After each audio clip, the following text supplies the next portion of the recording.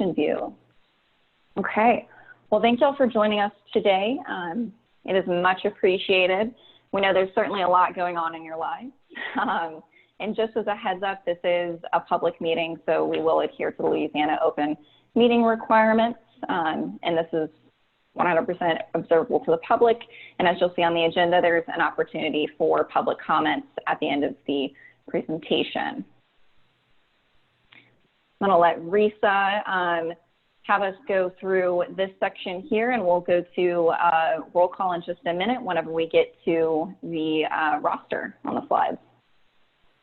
Okay, great. So this is Risa Mueller. Just a reminder that this is, of course, a public meeting. All of the items that are listed in the chat box are written public comments, whether they're internal or external from your standpoint. They are public comments and they are public meeting information. The meeting is being recorded and will be posted for public viewing. It's also being live streamed today on the Facebook page of the Watershed Initiative. Please use your video camera if you can during the meeting so we can all see each other. And if you do have technical difficulties, if you can drop that note in the chat box and let us know, that's great. And if you have technical difficulties and you're only on by phone, you can also text a message over to 225-993-1339. And a reminder that public comment portion will be later towards the end of the meeting. Great. Thank you so much, Risa. I really appreciate that. So once again, I just wanted to recognize we are, you chose to be here today. There's 59 people on this call. You all chose to be here today during the midst of a global pandemic, global civil unrest, and as well as during hurricane season in the Gulf, which I know is very stressful for a lot of us, especially with the uptick in activity that we've been seeing recently. So thank you for being here. For today, our objectives are to go through a flood risk and vulnerabilities presentation and discussion, which OCD is going to be leading. We have Pat Forbes on the line, Evelyn Campo, Gina Campo, Alex Carter, and several other people with OCD who we're going to introduce you to in just a minute. So it's objective number one. Objective number two is to do an overview of the project viewer and project inventory survey form and to take questions for that. So briefly going over the agenda, we'll go over the introductions and meeting logistics. The presentation is going to take up the bulk of today's time, so about 90 minutes or so, an hour and a half. And then we'll go into the project viewer and inventory survey tools. That'll be for about 20 minutes or so. Then we'll have our public comment period from 4:10 to 4:20 p.m. And then we'll close out at 4:20 to 4:30 p.m. So for people who are on the regional steering committee, we will actually be working in the closeout section to adopt meeting minutes from the May and June meetings, as well as setting up time for our next few meetings. Okay, so we're going to do some introductions. We'll go down the list by parish in alphabetical order and then to our regional representatives just to make sure that people are on the line. So for those of you who are not on this list or are not an alternate for regional steering committee, we ask that in the chat box you put your name, your organizational affiliation, if that's applicable, the parish that you live in, and then just tell us something good that you've heard in the past week. So I think something good that I've heard in the past week is that, well, today actually, is that they're anticipating that the most recent tropical development will likely go to Florida and not here. So that's just an example, but we'll go down the line here. Do we have Mike Enlow with Ascension Parish? Hey, good afternoon. I'm here. Hey, Mike, how you doing? Well, thank you. Good. Glad to hear it. You got something good to tell us? Nothing bad, but we're doing okay down here. So good. Glad to hear it. Glad to have you on the line. Thank what you. about Tom Stevens? Thank you. We have Tom Stevens with EDR or Fred Rayford with EDR. I'm here, Rachel. Hey, how you doing, Tom? No, this is Fred. Oh, Fred, sorry. Didn't tell me which one. I'm sorry, my apology. No, that's okay. No need to apologize. We're not going to have, well, maybe, do we have James Stewart or Joni Stone on the phone? I know that they had a backlog at their office. They had to close their office for 10 days. So they're trying to catch up on some stuff. They said they'd be here if they could, so they might pop in later. Do we have John Clark with Iberville?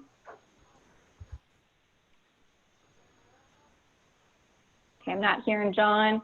Do we have Mark Harrell with Livingston or Steve Kistler with Livingston? Okay. And I know we got Earl on the line. Earl, can you let us know you're here, just officially? I am officially here. Thanks, Earl. Appreciate it. What about Major Coleman with St. Helena?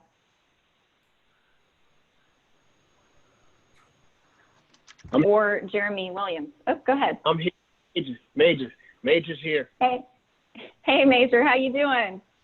Doing fine. I thought when I logged in and when I called in, it said you had me muted, and I thought you were gonna unmute me, but my phone was muted. That's why you didn't hear me first. And the good thing that happened to me is I woke up this morning. There you go. What is it? Every day above ground's a good day, right? Oh yes. I love it. Thank you, Major. Ryan Donahue, we heard from you earlier. Can you let us know officially you're here? Yes, ma'am, here. All right. Thanks, Ryan. Do we have Devin Foyle with St. John? Good afternoon. I'm here. Hey, Devin. How are you? Doing all right. Good, good. Glad to hear it. Ross, can you let us know you're here officially? We heard from you earlier. I am here, and the good thing that I can tell you for today is that Rachel and CRPC staff and Evelyn and OCD staff are doing a great job. So looking forward to what we have going on today. Thanks, Ross. I appreciate that. Wouldn't be possible without you and your leadership role as chair either, or Chuck's as vice chair. All right, so we have Bridget Bailey on the line with Tangiboa. I think I saw Bridget come in, but maybe she's still on mute. He's on by phone. Okay, great. Great. Thanks, Bridget. What about Bobby Joe? I think I saw you come in the chat room. How you doing today, Bobby? I'm doing Bobby good. Joe. I'm here. Great. Glad to have you. We got Gary Nigo on the line. Can you just let us know you're here officially, Gary?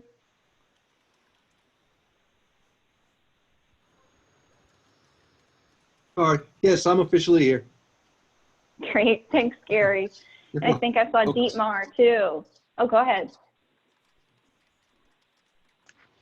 All right. I think I saw Dietmar on the line too. Dietmar, can you let us know that you're here?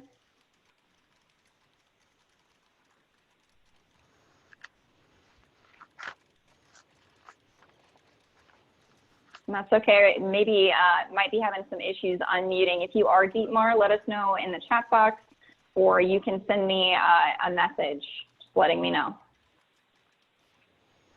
Karen Zito, I think I saw you come on the line. Karen, can you let us know if you're here? Yes, I'm here.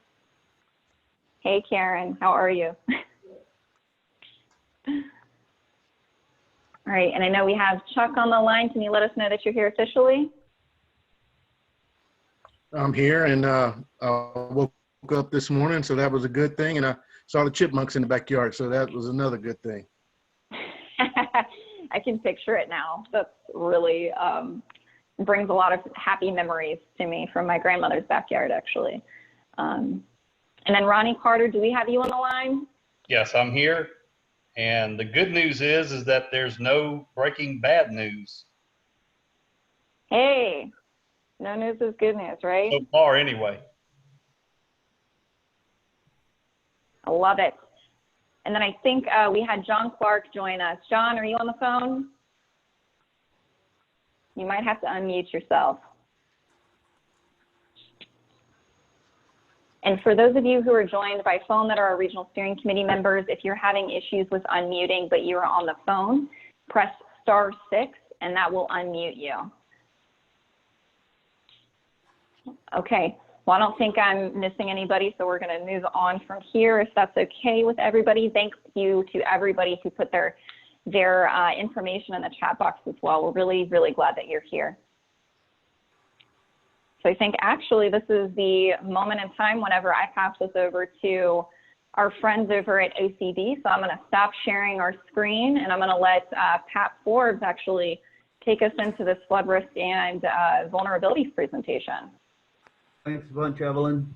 Thanks everybody for letting us come provide this presentation. We hope it's going to be interesting and helpful for everybody. Evelyn Kempo will be running the slides for us, and we got lots of smart people on here who can weigh in when I leave important things out for you guys, which I will endeavor not to do. First, I want to make sure that we sort of frame the reason for doing this. Everybody knows by now that our primary objectives are really getting science and engineering and data front and center in decision-making process relative to flood risk reduction and floodplain management.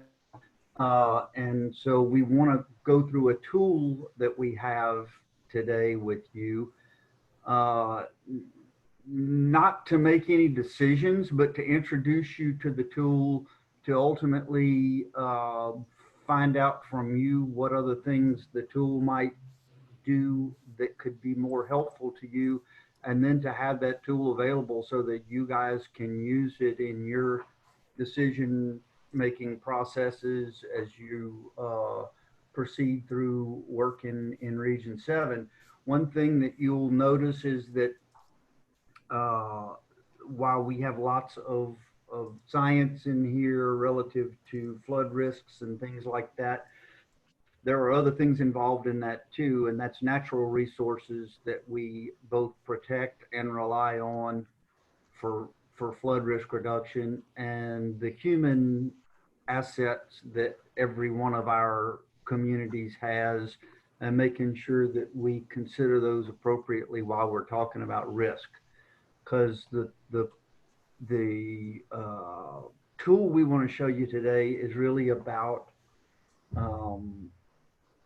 getting us all on the same page about the risks that you face in Region 7 from flooding. So if by the end of the day we have a common understanding of the known flood risks in Region 7, common vocabulary around that, where the vulnerabilities are, we will have accomplished the first step in this. Certainly not the last step, but today, if we can get it kicked off and have everybody understanding the objectives, that'll be great. Next slide, please, Rachel. I'm sorry, not Rachel, Evelyn. We have 3 Campos in my office, sorry. Okay, building on previous efforts, I think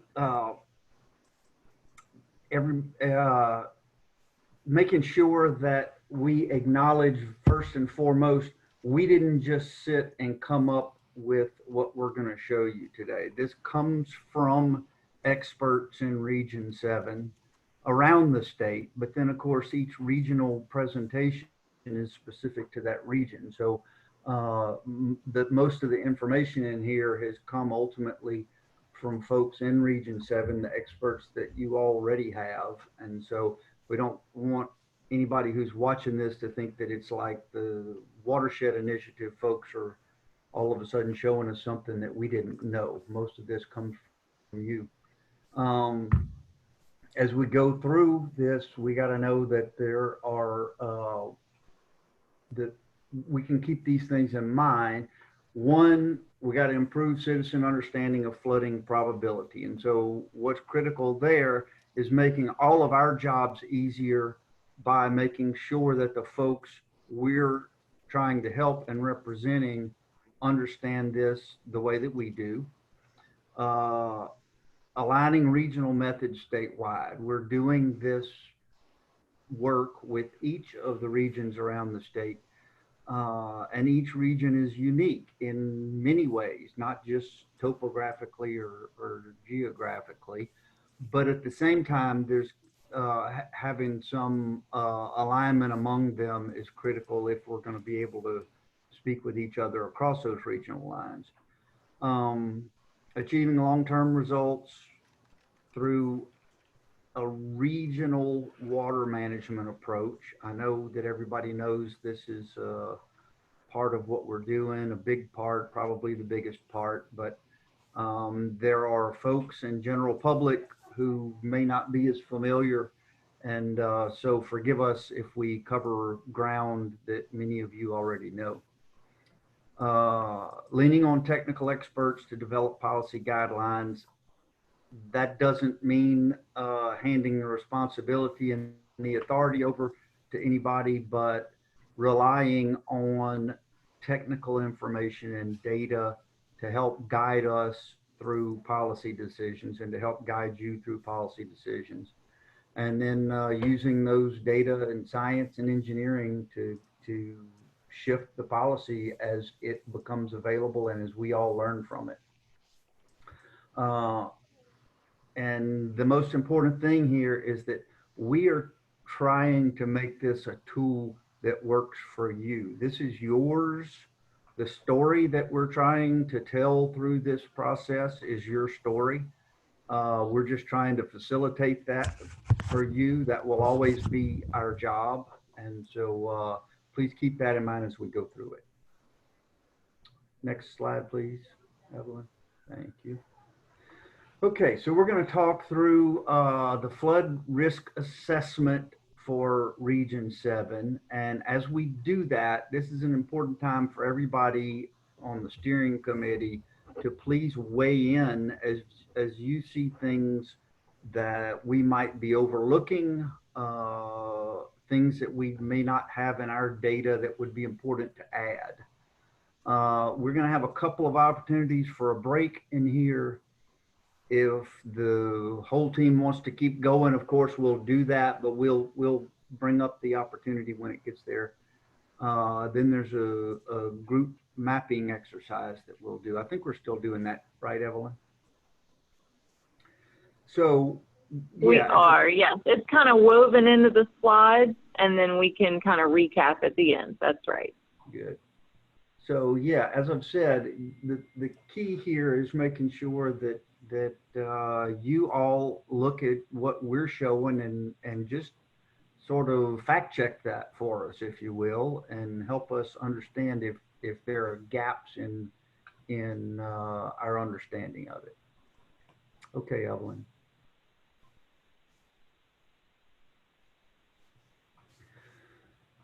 So flood risk assessment. Obviously this today will be for Region 7 and it's specific to Region 7, but each watershed has unique risks, again, based on topography, geography, where people live, the vulnerability of the people who live in that region. But with that said, we still can do some things to make this as useful as possible across the state. One of those is building a common vocabulary about how we talk about flooding and flood risks. Consider the various risk factors, and I've done a few of these. Each region has its own risks, as you might well guess, depending on proximity to the coast, elevation changes in the region, that sort of thing. And we're also going to touch on working with nature, which as the further we get into this and the more flooding we suffer around the state, the clearer it becomes that that's an absolutely critical, not just critical, but necessary part of how we address our flood risks. I've already introduced Ms. Evelyn Campo, who also works with the Watershed Initiative, and she is actually running the slides for us. You all know these are the parishes in Region 7, and you also all know that while some of these parishes are included in whole within the region, many of these parishes are actually parts of 2 or 3 different regions because the boundaries of the regions are watershed based rather than jurisdictional. Okay, now we're going to look at within the region what the watersheds are. There we go. I differ somewhat with the Lake Pontchartrain southern boundary. That's the yellow line, but you can see clearly the red line is the Pearl River Basin. Orange outlines the Amite and Lake Marpaw. And the tiny little piece with the brown boundary on the Mississippi River on the left side actually flows into the Mississippi River. So essentially 4 watersheds represented within Region 7. And what we're talking about here is hydrology, essentially. It's how water moves over, around, under, through our environment and the different pathways that it takes, and then how those affect the people living within the regions. So as we discuss hydrology, the next thing for us to discuss in this context is types of flood risk. So Region 7 experiences every single type. I will go ahead and give you that spoiler right off the bat here. We're going to talk about coastal flooding. Of course, we have regions in the state that don't experience coastal flooding, but certainly we've got coastal flooding in Region 7, river flooding in Region 7, pluvial flooding in Region 7, which I will get into detail about pluvial just shortly. And then backwater flooding, of course, and I will also talk in more detail about backwater flooding and what we mean by that. I think this is going to be a great opportunity as we talk through these different examples for you guys to weigh in with examples of your own. And most importantly, by the time we're through with this, make sure that everybody clearly understands the vocabulary we're using and that it's common for everybody. Next slide, please, Evelyn.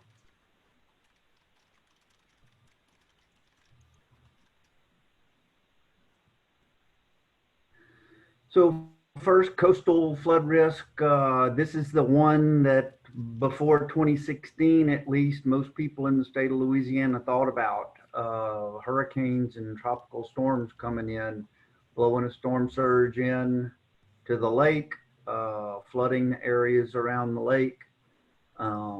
It's still a very high level risk for us. It's a big chunk of the risk associated with Region 7. The Coastal Master Plan, of course, CPRA's Coastal Master Plan is focused exclusively on coastal flooding. The next version is due in 2023.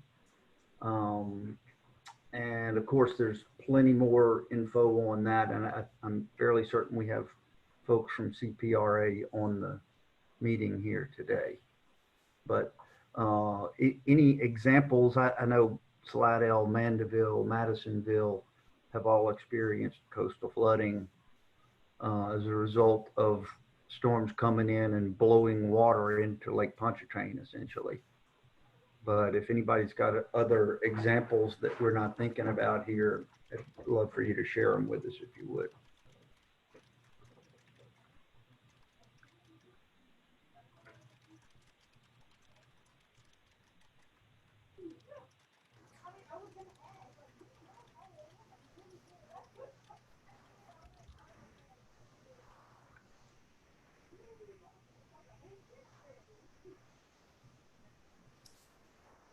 I know that my brother lives in Mandeville, and they've been there for years, and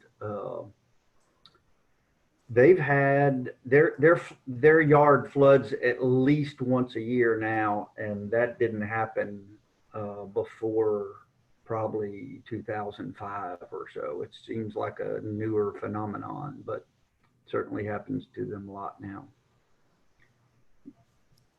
Did you have the slider to use for this, Evelyn? Did I see that?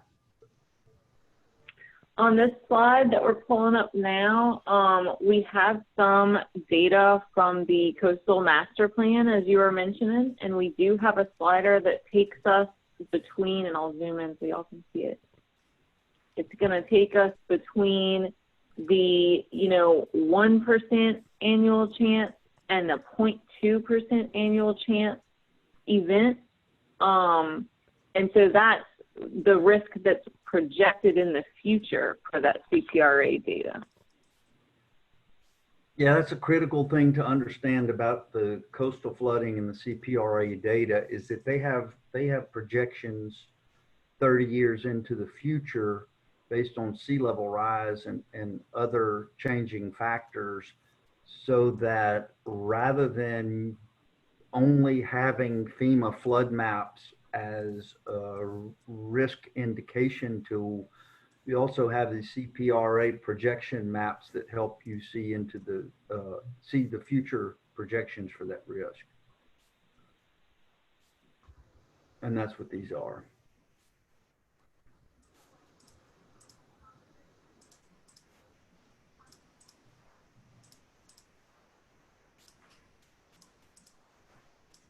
Everybody knows the 1% and 0.2% is what we commonly call 100-year and 500-year floods. Okay, we're going to move on to the next two types of flooding together, actually.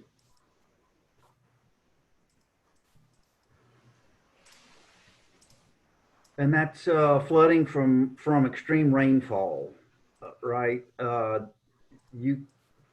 We've got two different kinds of flooding from extreme rainfall, fluvial and pluvial.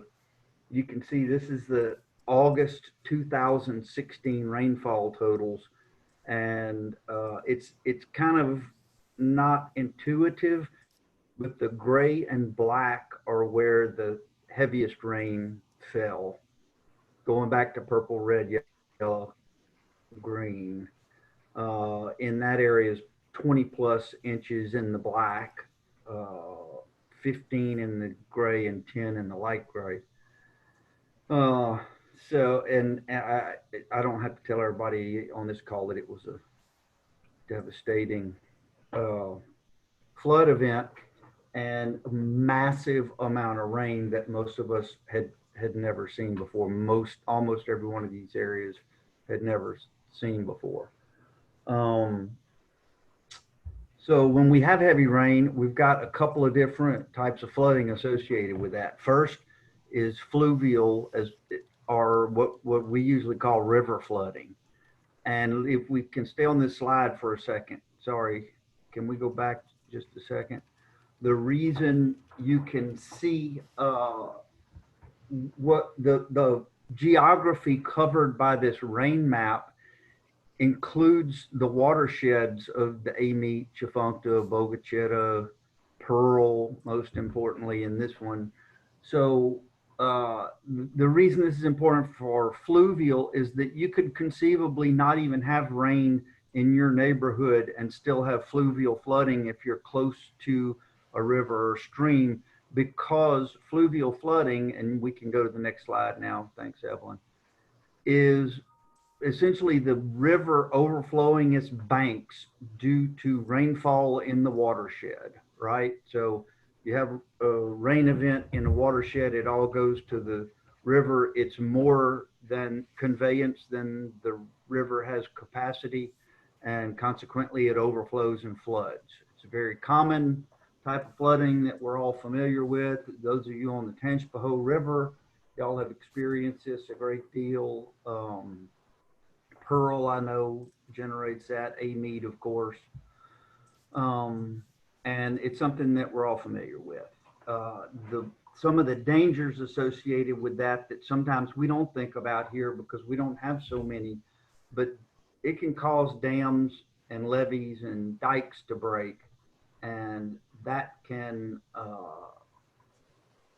cause really catastrophic flooding beyond what simple overbank flow might do in a heavy storm.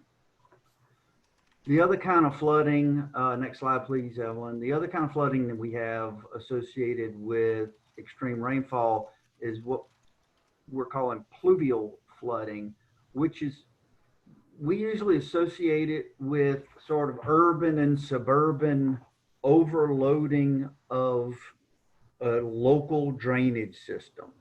It's not so much rain falling upstream and then overflowing the river as it is rain falling exactly where you are and overwhelming the drainage system where you are. Have some examples here, one in Baker and Zachary. Oh, sorry, you were on the first one there. And you can see here in each of these,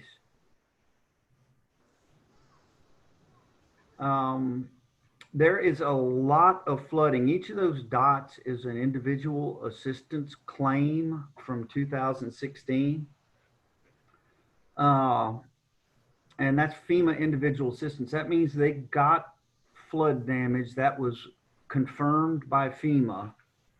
And the reason we've got this up for this to demonstrate the pluvial flooding is because you can see a lot of these places are away from necessarily big channels. You don't have to be sitting right next to a creek or a river to flood in an extreme rain event. We could look at that Baker Zachary, please. I think there's even more.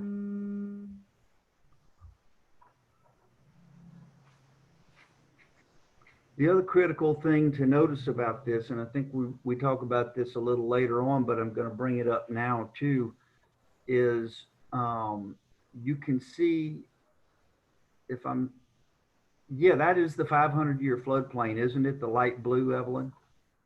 That's the 100-year, the special flood 100-year hazard area for the 100-year flood. What I meant. You can see how many of these flooded properties are not even in the floodplain.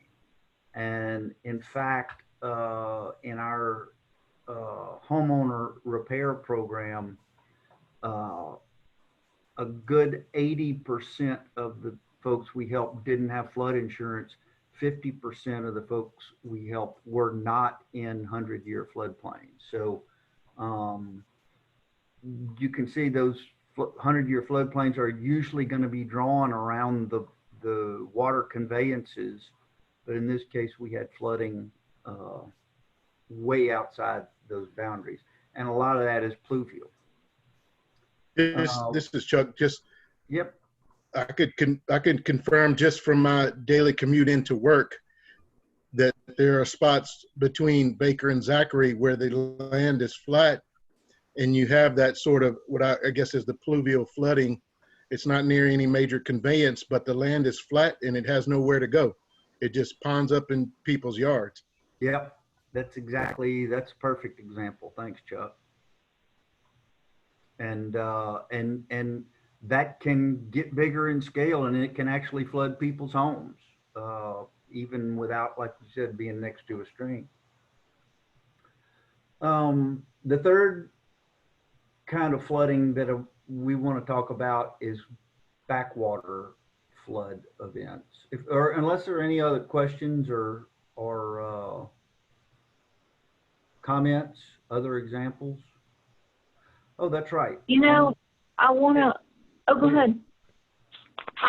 I just want to encourage everyone, as you can see on this prior slide, this is information that we can, move around. You can interact with this mapping tool. And so if we're looking at an area and you want to say, hey, go to my community, I want to show you some information, we will move it to that area. So, jump in and tell us where we need to go. Like right now. And we have some snippets too of some news articles, because we know specifically in this region, we've had some recent events that were really, extreme and alarming. Hey, Pat, this is And Mike Enlow from Ascension Parish. Can you guys zoom in on the Prairieville area and southeast Baton Rouge, Livingston? Sorry, Mike. I didn't Your quite hear audio that. is not good. I think Mike asked, you asked if you could zoom in on the Ascension, maybe East Baton Rouge area. Is that right, Mike? The Prairieville zone, I believe. Yeah, Prairieville Prairieville. zone. Anything in Ascension. If you need somewhere to go look at, we'd love to see it. Absolutely. I'm going there now. It just has to load up a little bit.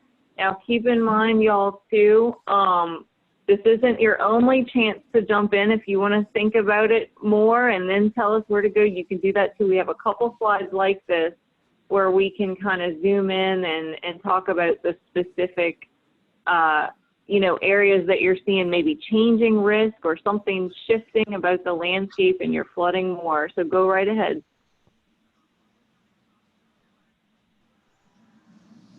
And I know y'all have gotten a lot of rainfall in your area, Mike, so if you have any specific examples you want to speak to, I think that a lot of people would relate to that, and I think we would also see, maybe some of the differences and the challenges that you're seeing.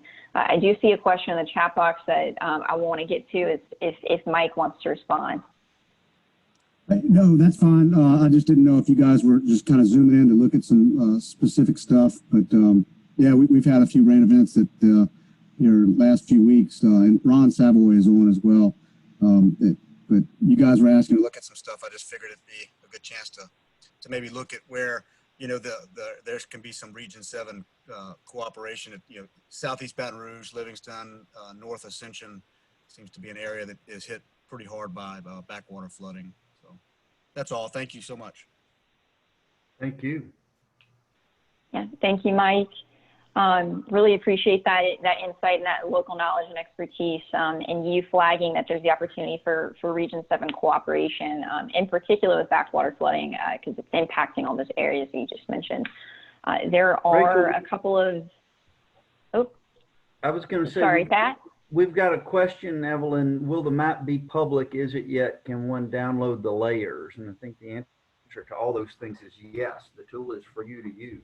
Can we tell them how to do that, Evelyn? That's right. Yeah, that's a good question. So what we like to do is post a link on the LWI website so that everyone can get into this tool and, move it around. What's that? Can you hear me now? Can you guys hear me now? We can hear you, Dietmar. Okay, Yep. go ahead, finish up. I want to make one comment, but I think I have problems with my computer or whatever. Go ahead, guys. Thanks, Dietmar. So you were talking. I had problems. I don't know. I kept saying something, but you guys were not listening. No, I want to wait. I have many comments, but one in particular, because we kept making reference to the 1% probability flood, what so-called 100-year flood. And that is basically the FEMA maps we're talking about. I just want to make a comment that those are very inadequate maps. I believe a lot of the technology that is evolving right now are going to make those maps completely not good, because it's impossible to draw such a fine line when you use these probabilities. So when we make reference to that 100-year, 500-year, and all of that, I believe that in the near future that's going to change dramatically. So we're actually going to address that in just a few slides, Dietmar. Oh, okay. I'm sorry. No. Thank you. It's a great point. All right. I was muted here for some reason. Nobody could hear me. I don't know what was happening. You might have been muted, and I apologize for that, Dietmar. Yeah. And we did have a couple of other questions. Oh, go ahead, Fred. We'll make sure we get to these questions too. You're asking me? Oh, I thought you were about to talk, and I didn't mean to cut you off. Go ahead if you're ready. I was just listening to Dietmar, and I was thinking, I said, that 100-year rain event happens about every 10 days, seems like, so. You know, that's a good point. You know, I mean, one thing that I find myself aware of in working in this region in particular is like all of us on this call have lived through now a couple like really serious flooding events that are, you know, statistically not supposed to happen frequently, yet we have been through many of them. Well, I think everybody needs to realize is that the design storm is, the name is kind of misleading because it changes as you get more data. So the design storms, the 100-year, 500-year is always changing. Yep. Because we don't have enough history. That's the reason why. It's all based on probabilities. That's the reason why. And yeah, and as you get more history, the numbers need to be updated. That's correct. And so do the maps. That's correct. We also have a comment about the differential effects of impervious pavement and channelized streams versus natural streams, and sort of the impacts of development, all of which we know are also impacting the flood levels that we're experiencing from rainstorms that might be the same rainstorm as we had 10 years ago, and the effects could be much worse now because of the effects of development and how we manage that. That also can have impacts, since we're still on the pluvial flooding slide, specifically on that pluvial flooding as well as fluvial.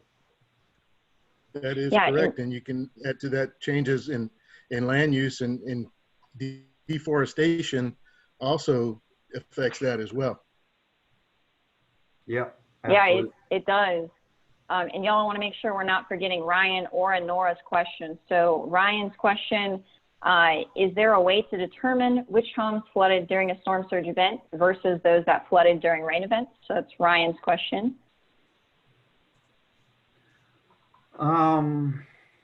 I guess on some level, we know the answer to that based on a specific disaster, because frankly, our funding at OCD is based on specific disasters. So people who we helped in 2005 were almost exclusively from storm surge. And people that we helped in 2016 were either pluvial, fluvial, or backwater. There's no storm surge associated with the 2016 floods because it was really just a rain-driven event. But whether the National Flood Insurance Program tracks them that way, I do not know, or anybody else for that matter. Yeah. You know, again, comment, because I've been around this thing for so long. You take the Meteor Basin that I am in, and we'll see the flooding that have happened. The intensity has increased. But there's one element that is very significant, and that is the incidence of rain. Where is the incidence of rain occurring? If it goes 25 miles on one side versus 25 miles on the other side of the MET, that makes a tremendous difference where it does damage. Population densities that was said just now, and all of these things. It goes up on the other side, there was a Baton Rouge side, more here. So, I'll give you an example. 1983, which was our record until 2016, and everybody was talking about the 83 flood. The incidence of rain was in the Zachary area, 13 inches. 2016, and this is only for I'm saying this for thinking purposes. In 2016, the incident was in Watson, Livingston Parish, next to the Mid River, 31 inches. The digits flipped. That's the difference in the flooding that happened in 83 versus what happened in 2016, for example. It gives you an example. I only bring in this because we in the Meteor Basin have studied this tremendously. And I want to say something at the end about risk. We have some documents that we have prepared and studies on risk. I would be more than glad with everybody. But that is another part of this whole puzzle. how to develop scenarios of incidents of rain based on the historical data. Because the flooding, a 30-inch rain for example, in our case, in Zachary, causes a different dynamics of flooding than these 30 inches of rain, let's say, in the Livingston Parish area, Watson or thereabouts, where you want to put it. It makes a difference. So if there's ever a time where we could develop, some people tell me we have to develop 1,000 scenarios. No, I'm not talking about that. But if you take a basin and use a quadrangle, I mean, divide it up in 3 or 4 quadrangles of incidents of rain, and once we agree on a model that we are very confident in, and run it under those scenarios, that gives you basically a book, if you want to call it, of what happens when the incidents of rain occurs in different parts. And as these events occur, the emergency preparedness people will say, oh, look, this is developing into scenario B, or scenario A, or scenario C. That will help tremendously the local community for preparation and everything else, in addition to the overall planning, development, and everything else that will take place, especially in the urbanized areas and things of that nature. I just wanted to bring up something. You know, I know we're talking about on a different level here right now, but I want to bring some food for thinking, so to speak, about, you know, some things that are not mentioned very much or very often. Well, I think it's quite clear to many people, Dietmar, to your point, that if anything, with global climate change, the storm events are going to get more frequent and more intense. And so you're right. We can't rely on old science, on old maps, especially when we layer in on top of that development patterns and hard surface addition that weren't existing before, and deforestation that reduces the absorptive capacity of the land. So to the point that you're exactly right. We have future scenarios that we can't be exactly sure they're right, and that probably compels us to take a more conservative approach to understanding the possible worst cases. We are doing some work. We will be doing some work over time that will be of use and available to every region related to updating the rainfall predictive maps for the state. But at this point, we don't have newer rainfall scenarios to go to. Any other questions, comments? I would only say that from my perspective in Baton Rouge, our biggest challenge is a lot of these areas that we're having these type of flash flood events were built 65, 70 years ago, and the design standards at that time are nothing what they probably should need to be today. And when you don't have hardly any property at all to do any type of retention, or even with pervious pavement, you're still going to fight those battles when you deal with these type of rain events that we're dealing with. Yep. That's, to me, is going to be a big challenge, especially in the inner cities that have older infrastructure that were not designed. Well, they were designed at the right standards for that period of time, but today is it's a challenge. Yep, you're right. I think it's going to take a lot of innovation on all of our parts to start to try to figure out how do we address that with the constraints on space that we have. Anything else?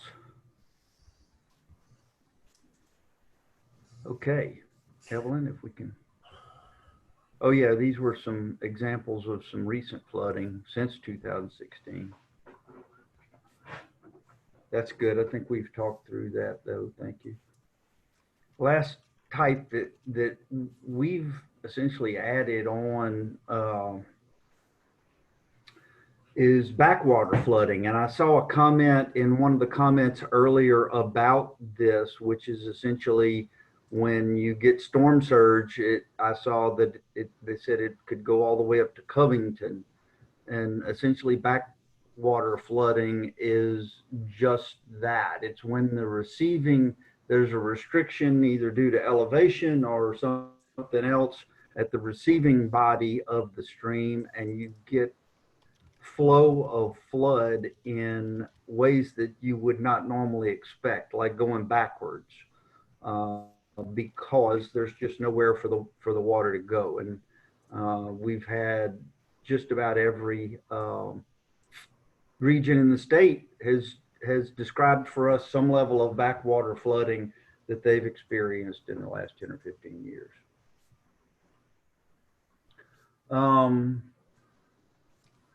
Okay, I think that we're ready to move on to the traditional.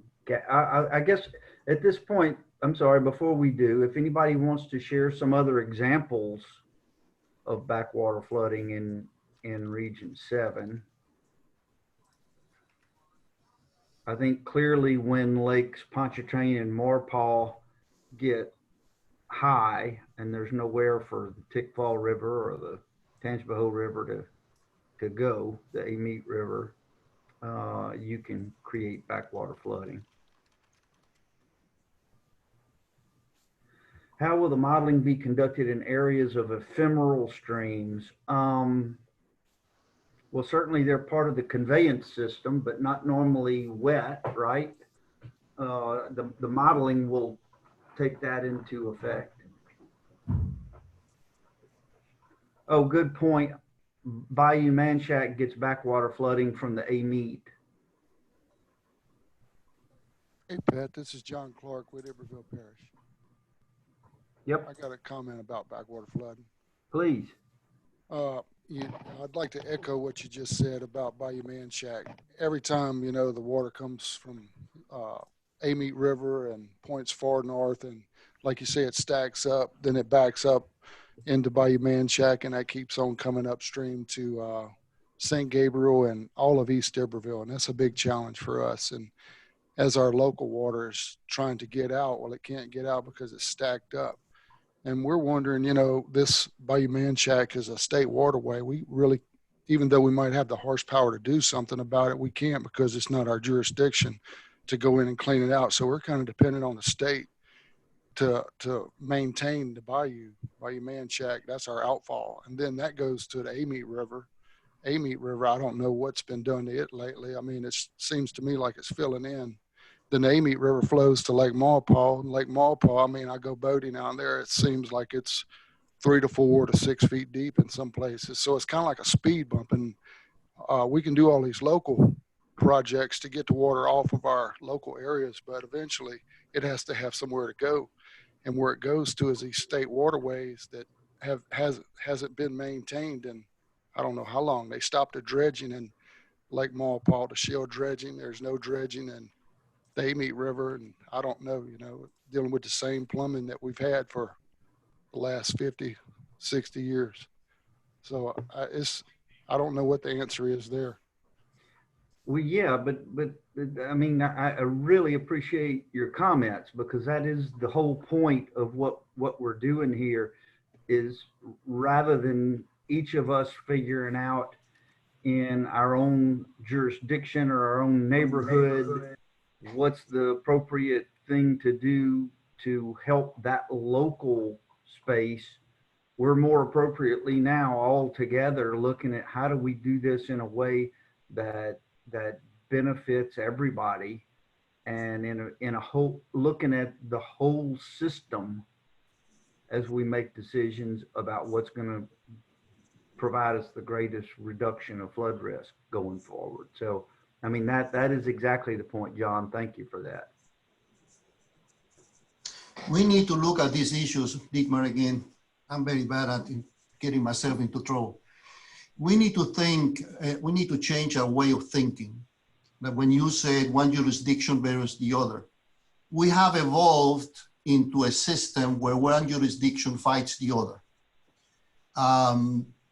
And so we have to, that's the purpose, I think, like with the Immediate Basin Commission, and then now with the super region you guys can to create, we have to stand above that and look from a holistic point of view of how can we resolve that problem.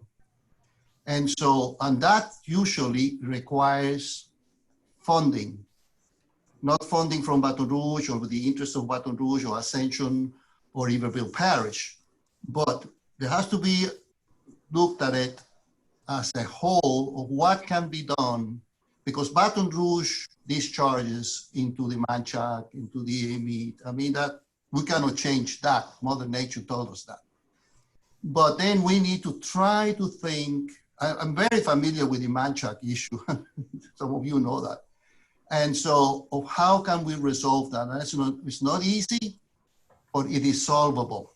It can be solved. And that is a different level. This is not like Clark talking a while ago. I think it was Clark. Cannot be done by these individuals, no matter how much money they got, because of that interjurisdictional problem. And that brings me one more question that has not been mentioned. In all of those rivers, when you're talking about river flooding, etc., nobody maintains waterways.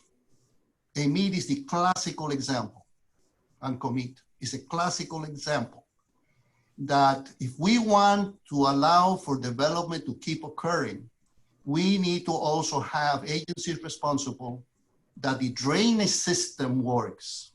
I'm not saying dredging crazy because I know that will not work. It has to be very carefully done.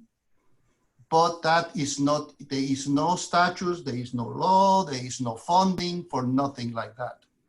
So part of this whole equation of things, again, maintenance needs to be somewhere included in the in the assessment of all of these things. The improvements, not only allow certain development or no development and things of that nature, but also that the pipeline system, I call it, is really working. Mother Nature will never stay the same. That is the reason why you see meanders. And I know I'm talking to the choir. And it will constantly be changing, no matter what we do. But in order for us to live and minimize some of these problems, we need to figure out a way of maintaining these channels without causing environmental problems. So kind of tying into what was said there, that if these channels are filling in, we need to look at why are they filling in? If something being done to cause or promote that. And I think all of the things that have been mentioned really lead to show, tell us why now we need to look at some new solutions to some old but continuing and increasing problems. Yep. That's right. We're not going to be able to rely on the things that we have thought worked in the past. We're demonstrating on an annual basis that we can't keep going with the status quo. Speaking of not continuing with the status quo, we're going to move on to the next slide, which is about traditional gaps in understanding our flood risk. And this goes to some comments that were made earlier. The thing that most of us are familiar with is FEMA's special flood hazard areas. And that's again, the 1% recurrence and 0.2% recurrence flood areas. In these maps you're looking at, you can see the A zones are those light blue areas. The V zones is the darker blue.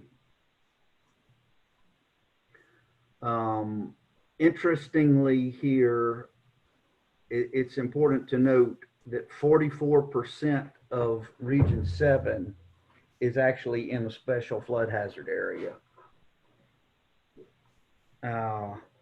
So that's a pretty clear indicator that we're going to have to be thinking through not just floodplain management, but development and that sort of thing. And how do we go about doing that and where? as you look at this whole region, you can see we've got a lot of land that's in floodplains.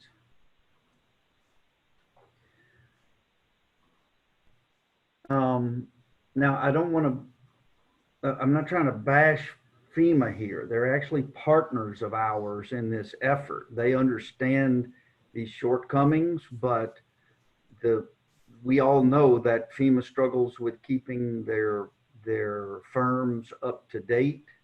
Not the least of which reason is because they don't always get the funding that they need to get the 5-year updates on flood maps.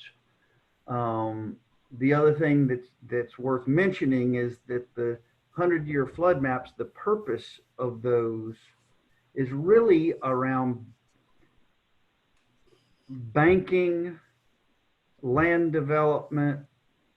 It's a way to look at risk, but it's not the only way. There is a line drawn, as you all know, within which you have to have flood insurance if you want to buy a house, and outside of which you don't have to buy flood insurance. And we all know, especially after looking at the map a little earlier with all those flooded homes that were outside the floodplain in 2016, that the definition of what's going to flood and what isn't going to flood is not that clear cut. And so consequently, the assessment of risk and the understanding of risk can't be that simple either, which is really why we're progressing this tool to get out to you guys so that you can use it and have another tool in your toolbox as you in your region think through the flood risks that you face. Mandy, were you going to say something?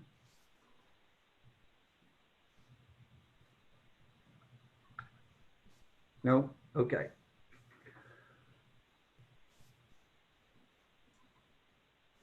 Any questions about the flood zones here? We have a little, oh, go ahead. No, you go ahead. We have some buttons that kind of zoom us in a little bit, just to kind of show the overlay over that aerial photograph. We have the A zones and Z zones kind of pulled out here.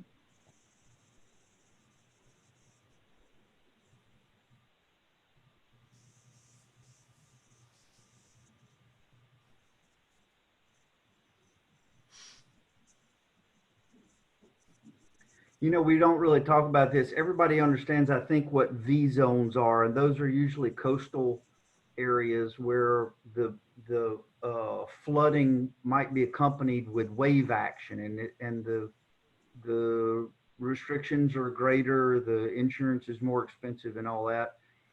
There are somewhat similar type areas around streams that are not coastal, called floodways, in which there is expected during a flood period to have actual flow across the property. And it's sort of similar to V zones in that we can't invest federal funds in rebuilding structures in those floodways. That's basically what it is. It's just where the water flows. And beyond that is what's called still water. Backwater, they call it, but there is no flow. The water just slowly coming and creeping up, so to speak. That's really what it is, the floodway. I give you one more number on, particularly on what you're talking about, Pat, on the the lower part of this of the super region, which is the Pontchartrain and Manchac. We did a study 8-9 years ago with Dr. Su, I think out of LSU. At that time, I asked him if there's any way that he could figure out the wind impact.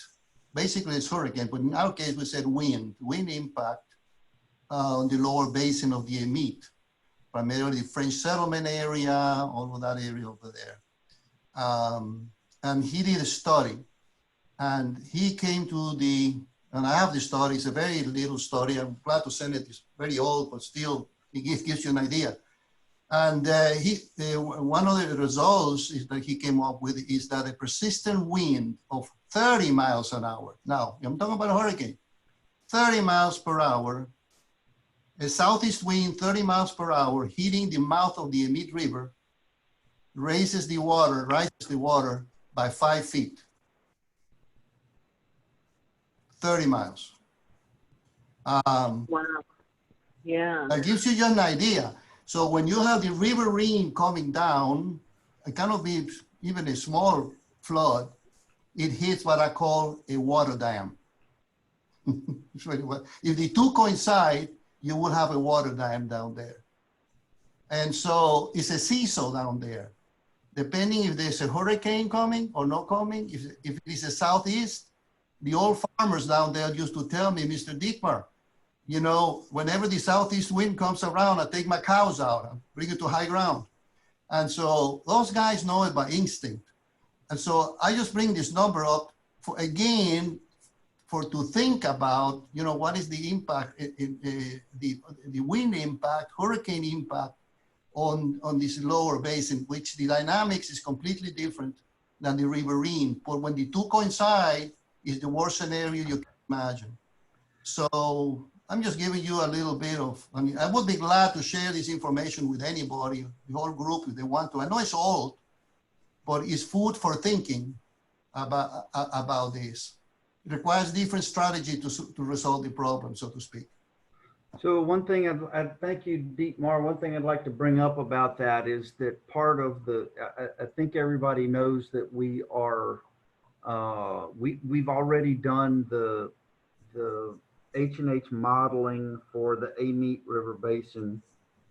Over the next 18 months to 2 years, we're going to be modeling the entirety of the state, but included in that modeling effort is a development of a model for the transition zone between coastal and fluvial flooding.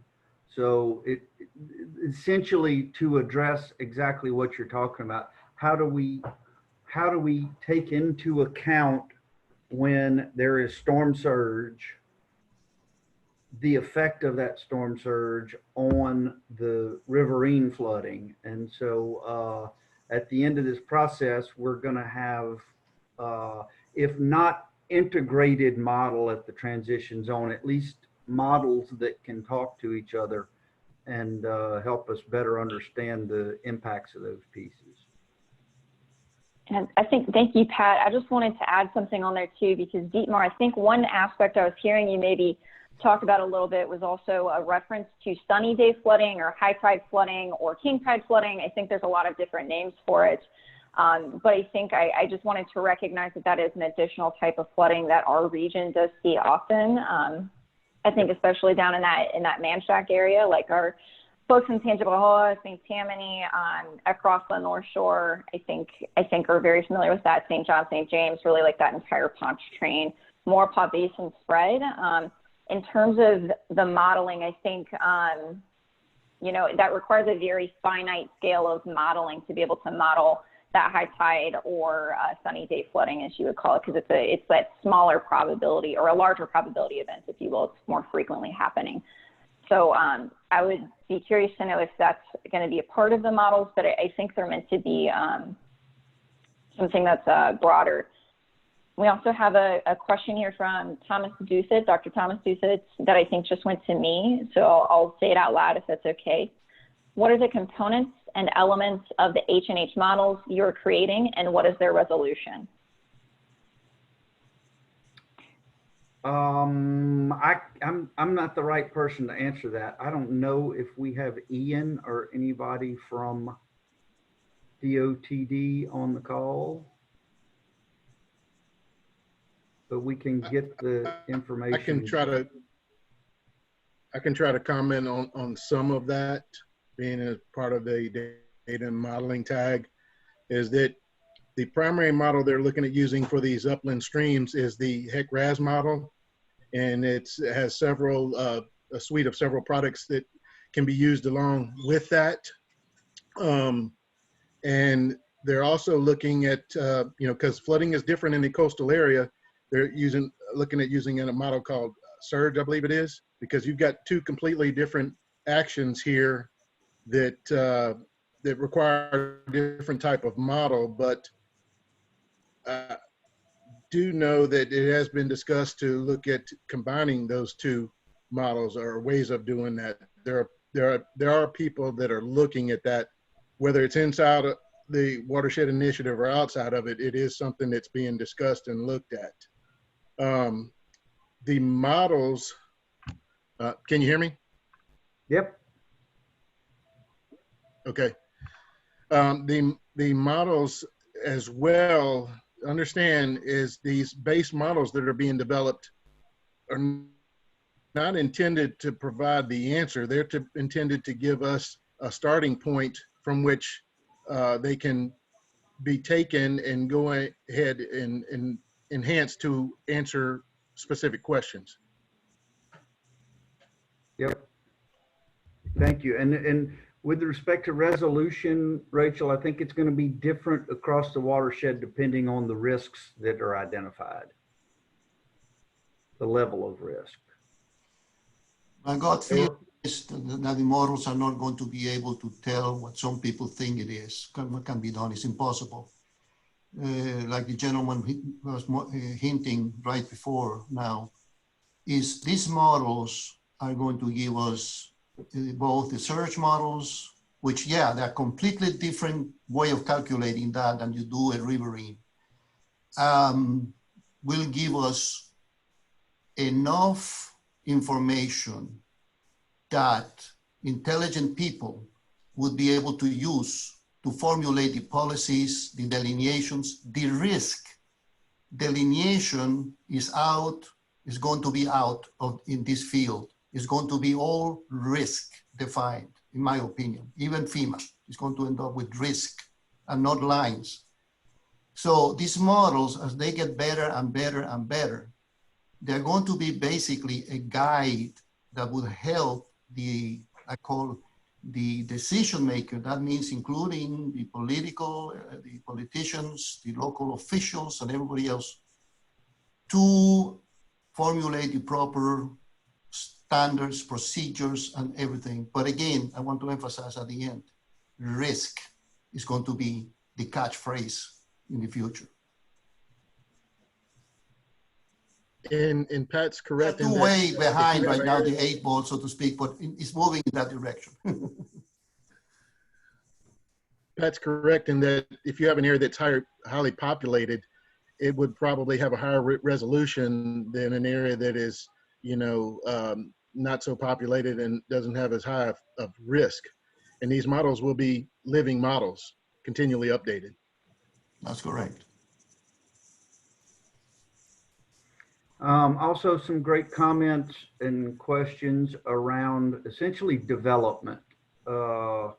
If we understand the impacts of development, wouldn't it make sense for us to change that? I think that certainly falls into the category of we're going to have to start looking for different answers to the problems that we have had in the past, because the answers we've had so far have not necessarily gotten us where we need to go.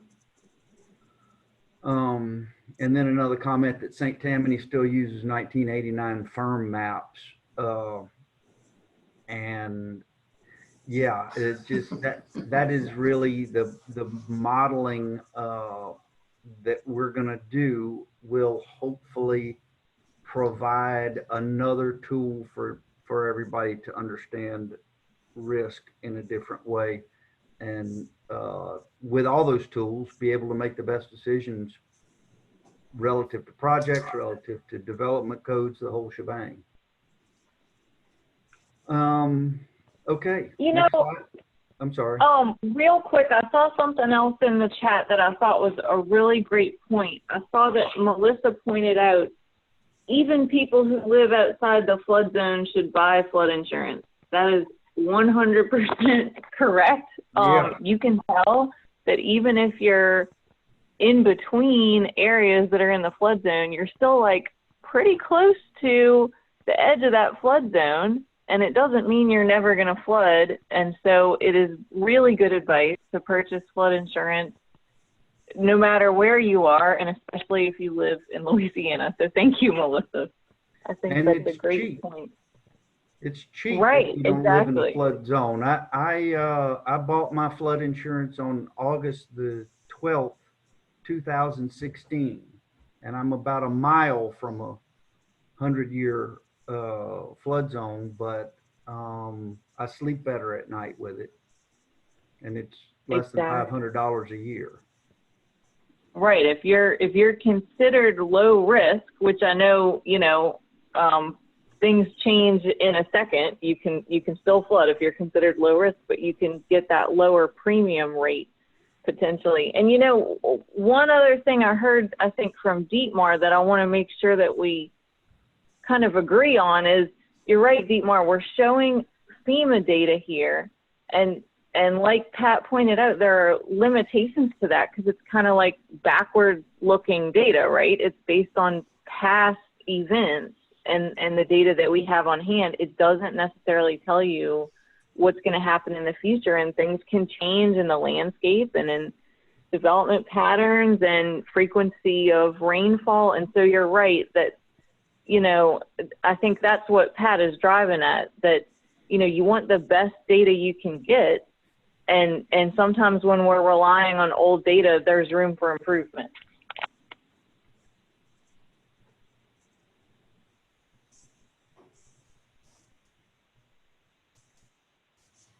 I think we had a really very good, interesting discussion, Pat. I like it. All right, thank you. And else I'll throw out there just to think about is that I used to live down along Brightside Lane, and the property there was about a mile from the Mississippi River. And when the Mississippi River is high, some of the yards used to have standing water in them, and that is connection to groundwater due to the influence from the Mississippi River and some of these larger rivers. So that's just possibly something else to keep in mind in some of these areas. Yep, good point. That is the problem in Manchac that we talked about a while ago, the same problem. Yeah. All right, thank y'all. If we're ready to move on, Evelyn, please. Okay, next thing we're going to talk about is repetitive and severe loss data. Again, this is tied to firms in that it is associated with flood insurance data. So we don't want to confuse this with the data points we were looking at earlier that were the FEMA individual assistance claims in 2016. This is reflective of flood insurance claims that have been made against the National Flood Insurance Program. And you can see the darker the color on this one, the denser the number of claims and repetitive loss properties and severe repetitive loss properties in that census tract. I think those are census tracts, aren't they? I believe these are grouped per census block. You can see on the legend, it's kind of showing you density per census block. And of course, some census blocks are a little bit more densely packed, and so you'll see they show up a little bit smaller. And then the more of the dark purple color you see, that represents higher density of those rep loss properties. Yep. You say the darker is higher density? Are you saying the darker purple is higher density? The darker purple is a higher density of flood insurance claims. Oh, I thought population. The real No. census tracts are so small in the Baton Rouge area. As the population grows, the Census Bureau, you got more and more people per square mile. So they make the census tract smaller and smaller over time. And they tend to be very large in the urban area, in the rural area, so to speak. Well, these represent repetitive loss and severe repetitive loss. Yeah, right. Yeah, that Structure. makes sense. That makes sense. Yeah, that makes sense. Okay. I know we've got some floodplain managers in this group. Or if anybody wants to weigh in on RL and SRL and how you're dealing with those and what they mean in your local community.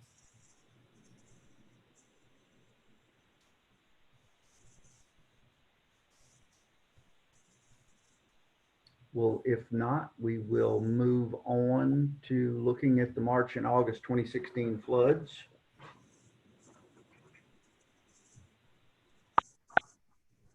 And again, what we're showing here are FEMA individual assistance data. Each one of those dots represents an IA claim that was made in the 2016 August floods. Many of those places also flooded in March of 2016, but this just represents August, I'm pretty sure. And I think if you can't you zoom in? Thank you, Evelyn.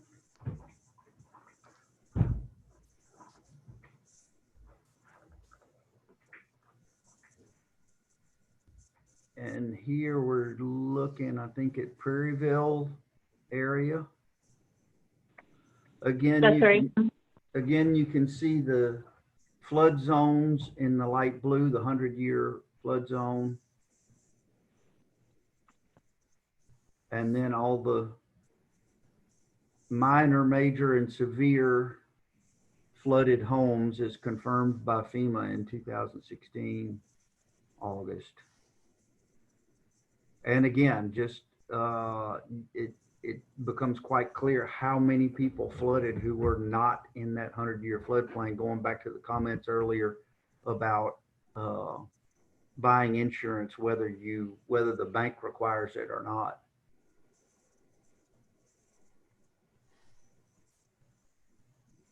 And the yellow dots are minor damage, but just make sure you understand, minor damage means less than a foot of water. Anybody who's ever had flooding in their home knows that 3 inches of water in your home there's nothing minor about it.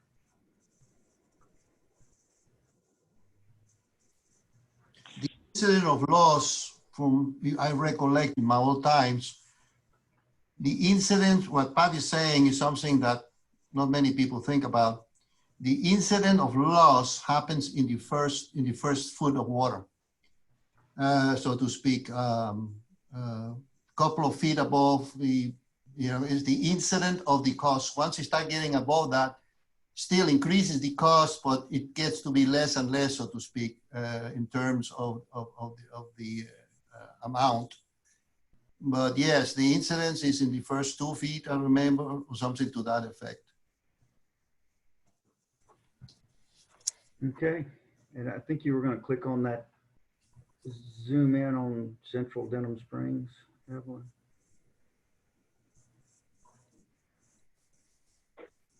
Yeah, y'all can see that takes us to this area. I'm going to back out a little bit just so you can kind of get your bearings here.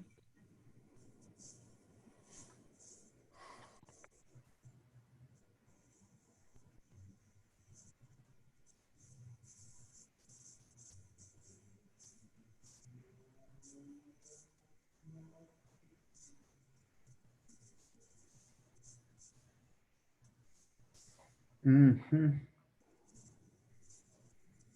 Again, you can even see some red dots on some areas that are not in the 100-year floodplain here. Yeah, it's very interesting to look at that picture. If y'all would look at the numbers on the left side of that slide, 86,000 homes in Region 7 were impacted in March and August. And 44% of those were outside of the special flood hazard area.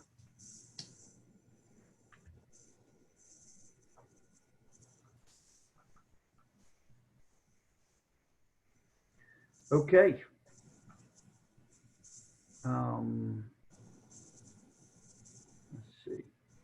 So we're going to move on now, but you've seen that tool, and everybody can go use that, start to zero in. You will notice when you zoom very close in, the distinct spots will disappear. There's a privacy issue there, and so you can't zoom in close enough so that you can see like where the address is, but you can see neighborhoods and areas and in a way that helps you better understand the risk. The next piece of this is working with nature, and this goes to some of the comments we've had earlier about having to take a different approach to how we manage this, at least looking at different tools that we can use that we might not have used before, might not have considered as part of the toolbox before.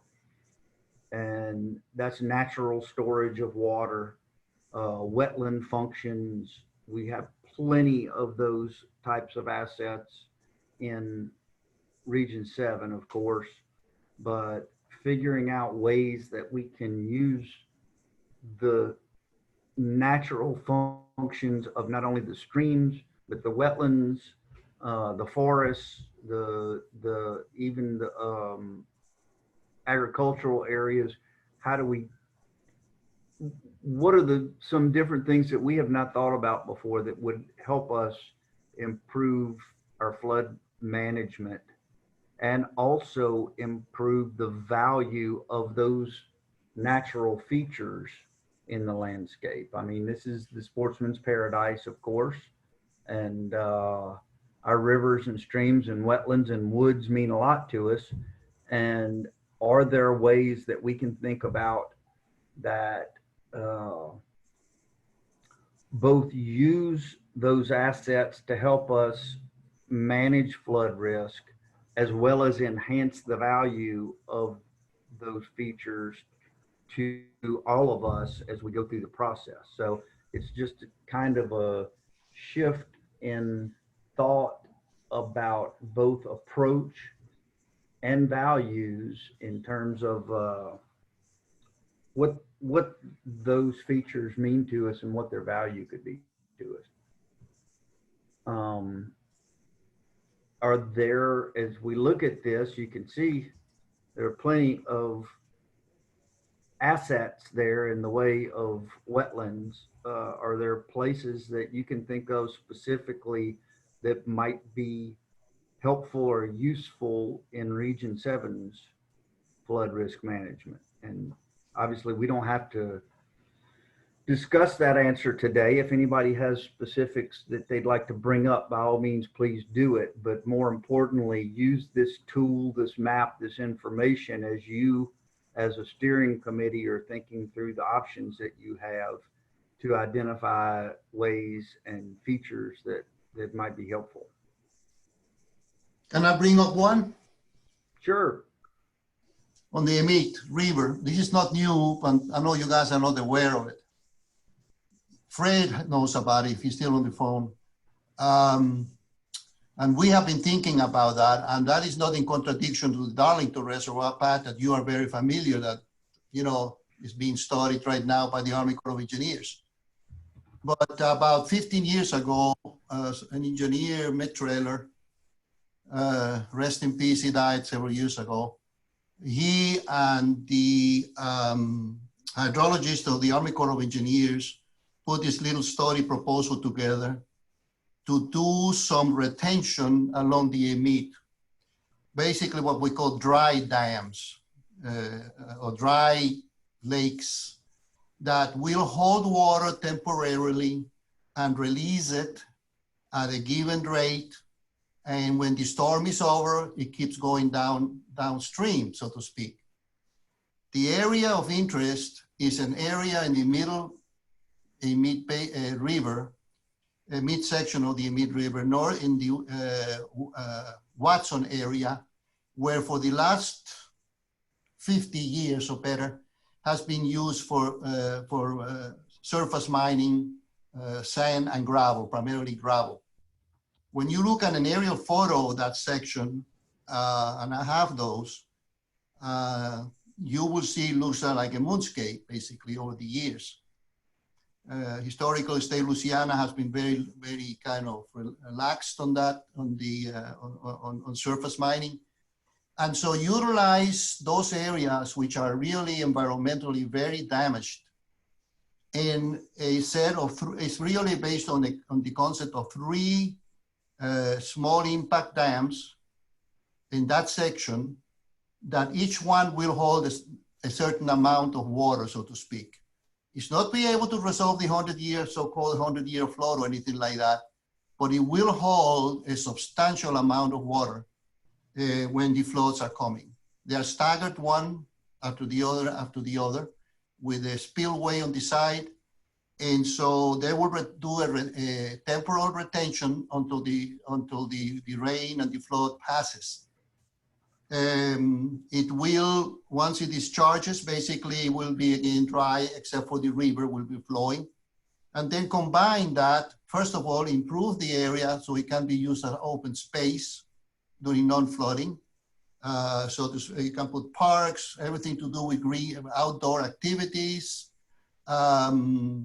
We could use the dams in terms of access east and west, which would be excellent during flooding events.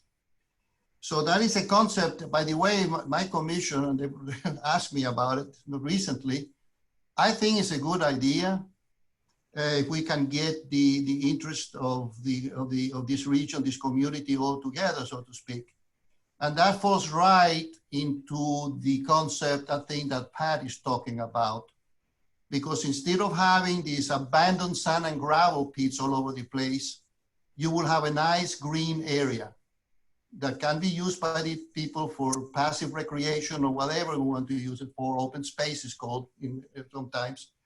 And again, during a flood, it will, and it has been used in Houston, it will act as a temporal retention of a certain amount of water.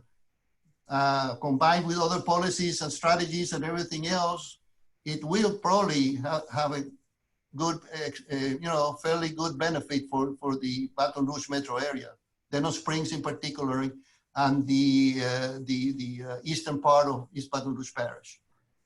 I would be glad to send that to you, Pat, if you are interested, halfway interested. I actually have it, Dietmar. Somebody shared that with me. Mr. Savoy shared that with us. Oh, yeah. Potentially, yeah. Yep.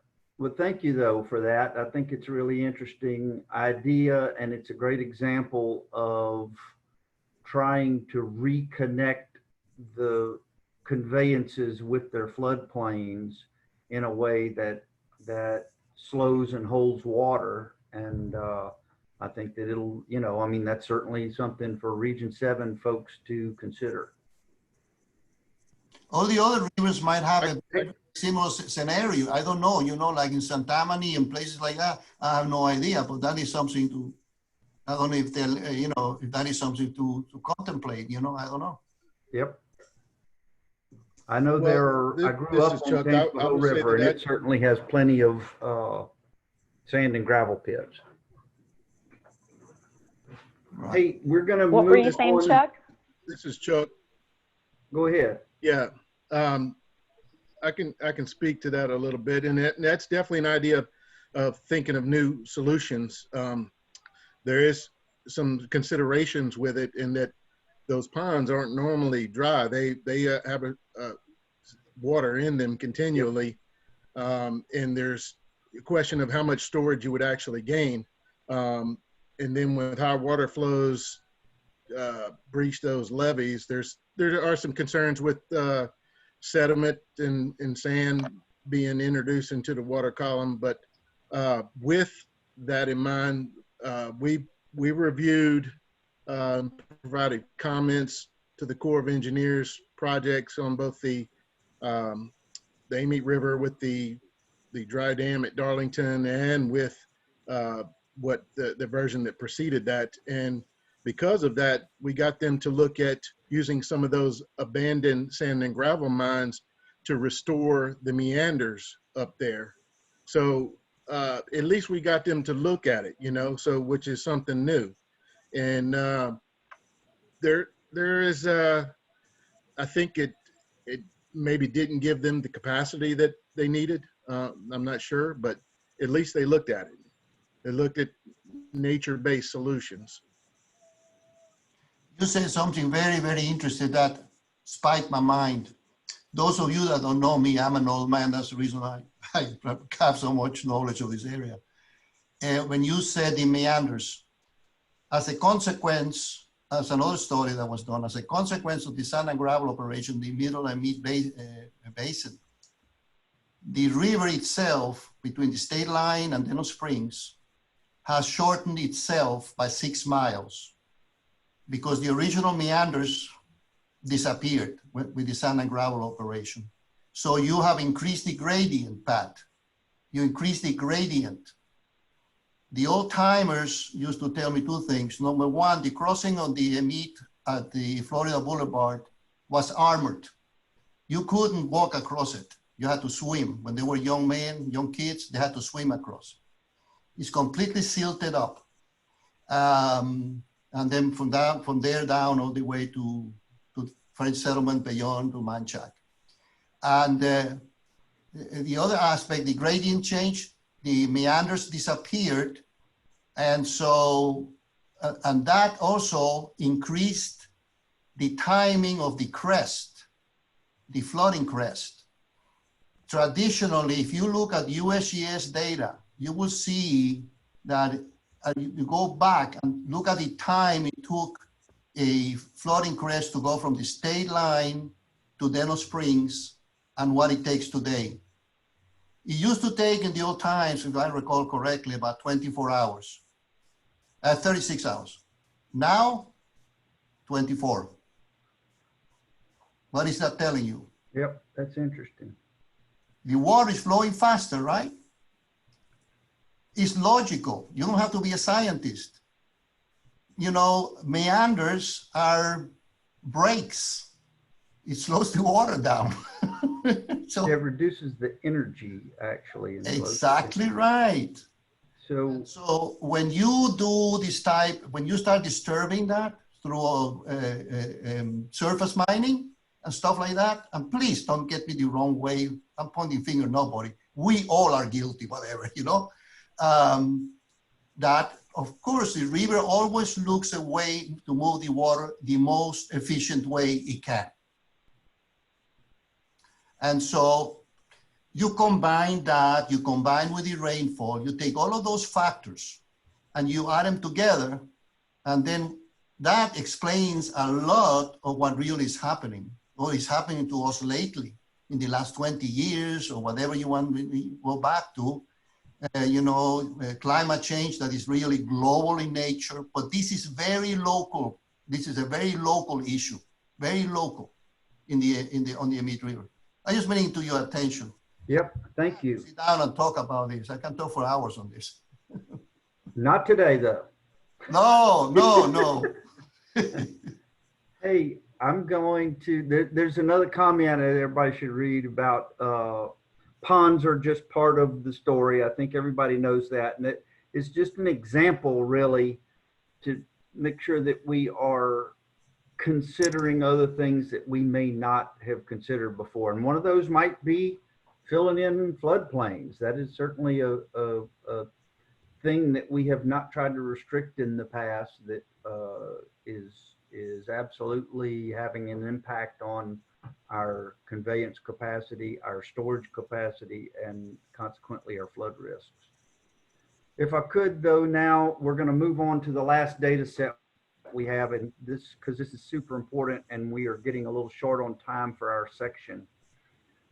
We have so far talked about flood risk in the context of places and geographies, where it floods, where it doesn't. The other critical part of that is who lives in the places where it floods, because that's actually who we're trying to protect when we think about this, right? Is people, the structures that people live in, but the people who live in those structures. And so one interesting data set to use to give us some context for that is the CDC's Social Vulnerability Index. It gives us a little bit more granular information about the socioeconomic status, household composition, disabilities, minority status and language, housing and transportation, how resilient by virtue of those things are the folks who live in these regions that are most at risk of flooding. So again, it is easy for us to sort of focus on the geography and the engineering, but if we're not looking at the people who live where we're trying to prevent flooding, then we're not really looking at all the data that are important, right? So we're going to go to the next slide, and this is another piece of this tool. Evelyn is going to be able to show you sort of the overlay between flooded areas by virtue of the FEMA individual assistance data and social vulnerability index. So you can see on the right side, as she slides to the left, she's overlaying the social vulnerability. There we go. And so everybody knows, and Rachel, thank you for putting the link in the chat. Even though we are running short on time today, we want to continue to collect everybody's input until August 18th. And so, you know, if you have time on your own and you want to go into this map and use this tool, you're going to click the button here. It'll take you to the same screen you're seeing now. And then we have some preloaded locations. You see in the numbers light up with a name as I scroll through. So you can go to your area or go to an area close to where you want to be, right? And then you can see close up, you can see your aerial, flood zones, your IA points, and then pull this over, right? And that will give you your social vulnerability. So if you generate some input for us or some comments, or, you know, if we left something out, if there's something that we need to talk about as a group within Region 7, maybe in a following meeting, you know, we do want to make sure that we get that from you. And so I would go ahead and, you know, send an email to Rachel and let her know if you have some input. If we get emails to our inbox at the Watershed Initiative, we'll also make sure that those get routed to Rachel, and that we collect everybody's feedback, whether it's just, you know, I'm concerned about this, like, impacting my business if I get flooded, or, you know, hey, I have some engineering data that I want to share. Whatever that is, the whole, you know, range of input you may have, go ahead and send it to us so that we can include it in future conversations. Hey, Evelyn, can you go zoom back in again on Franklinton? It's a great example, I think. That's good right there. And then give us the, oh, that's too far, I guess. There we go. And then sweep the social vulnerability map across there. We can see a great deal of great number of flooded structures in an area that's got high SOVI. And consequently, what that means is the folks who are have the least assets and ability to deal with flooding and the aftermath of flooding are some of the people who are getting flooded the most. And so this is going to be a super important tool as you as a regional steering committee start to look through how do we address flooding and where is it critical that we do that. These SOVI data will be extremely important for you. And I think one thing that's important to keep in mind, y'all, is that it's a requirement of the CDBG funds that they be spent in majority low to moderate income areas. So I think a lot of the people that are on the regional steering committee have been a part of a process where that is one of the priorities. But I think centering that and keeping that in mind is going to be particularly relevant. And I think a lot of the folks that are on the steering committee also recognize that by really centering and focusing in on those low to moderate income populations that are most vulnerable, or communities that have been disenfranchised or divested in over time, that we're actually going to see a larger return on our investments, and that our economies actually become stronger by providing that support too. So I just wanted to flag that people on this call have probably dealt with that at some point in time, and just to provide a reminder that that's a requirement of the CDBG funds. Yeah, thank you, Rachel. I want to make one clarification to what you said. Because we are dealing with watersheds and the water flows throughout the watershed, the wording of the restriction here is that we have to benefit primarily low to moderate income areas. That doesn't mean the project necessarily has to be built or the ordinance passed in a low to moderate income area. It's just got to have benefits of flood risk reduction and natural habitat enhancement. So keep that in mind, because we all know the water is flowing downstream all the time. And so there are things we can do, interventions we can do that may be in a different area that have impacts in another area.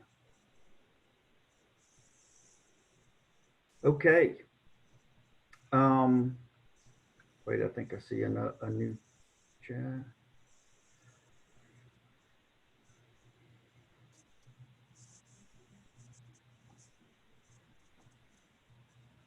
Interesting comments about development in Ascension Parish.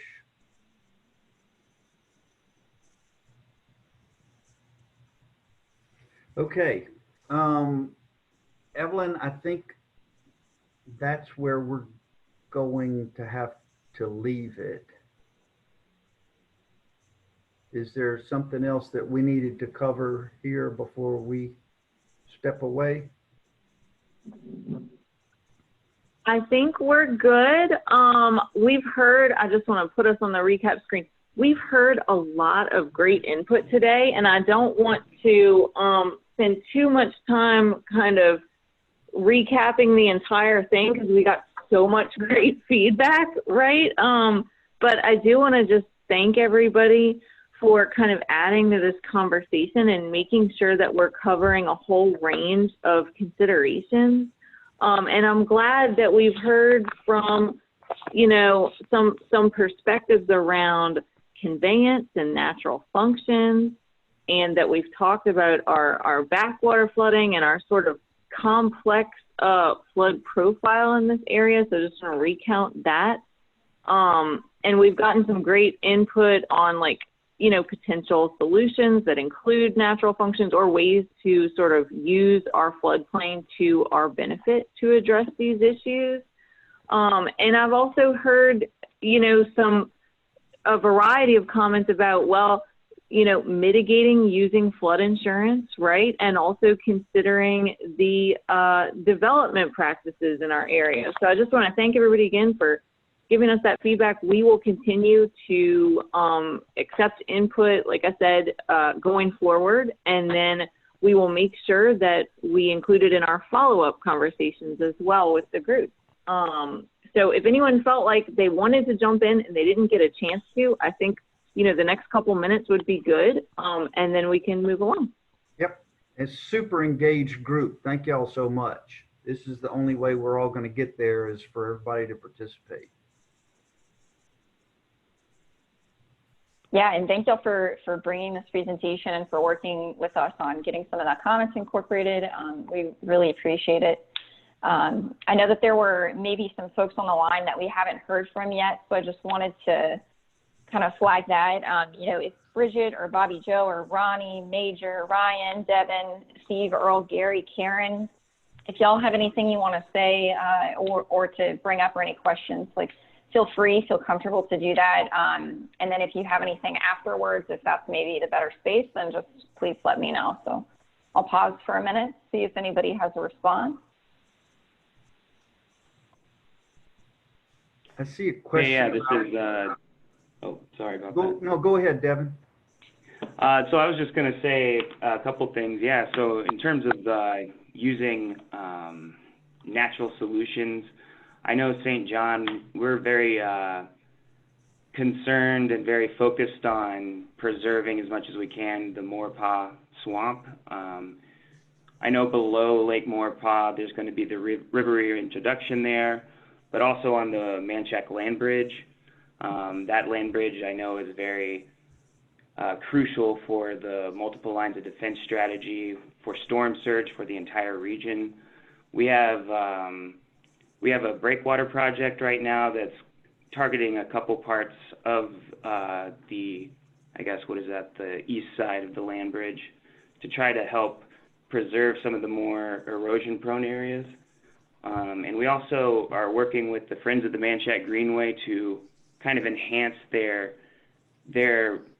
bike path that starts in Ponchatoula and goes to Laplace, but really using it as a way to enhance like the natural area and get people connected to the natural area, and then eventually using it as a, I guess, an educational purpose to really show how the swamps can be not only beautiful but useful for flood risk. And then another thing, I guess, for that social vulnerability index, I could see on that map that, yeah, a couple of those places that it targets as like the most vulnerable in Laplace are very, very true. But there is one of the census tracts or block groups that is orange, and it's like right on the interstate, right below where the interstate I-10 branches off from I-55, I believe. That one is, I would say that one should be more red because that one holds most of our repetitive loss areas.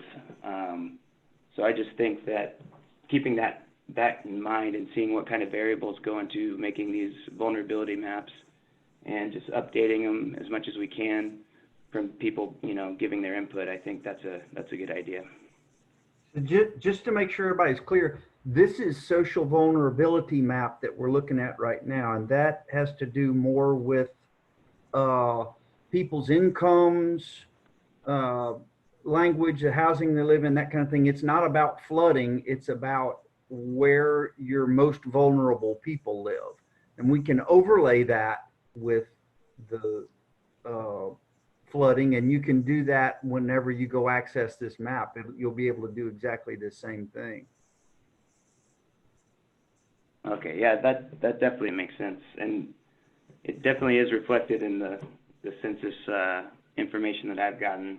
It would be very interesting to see all these maps, I guess, layered on top of each other.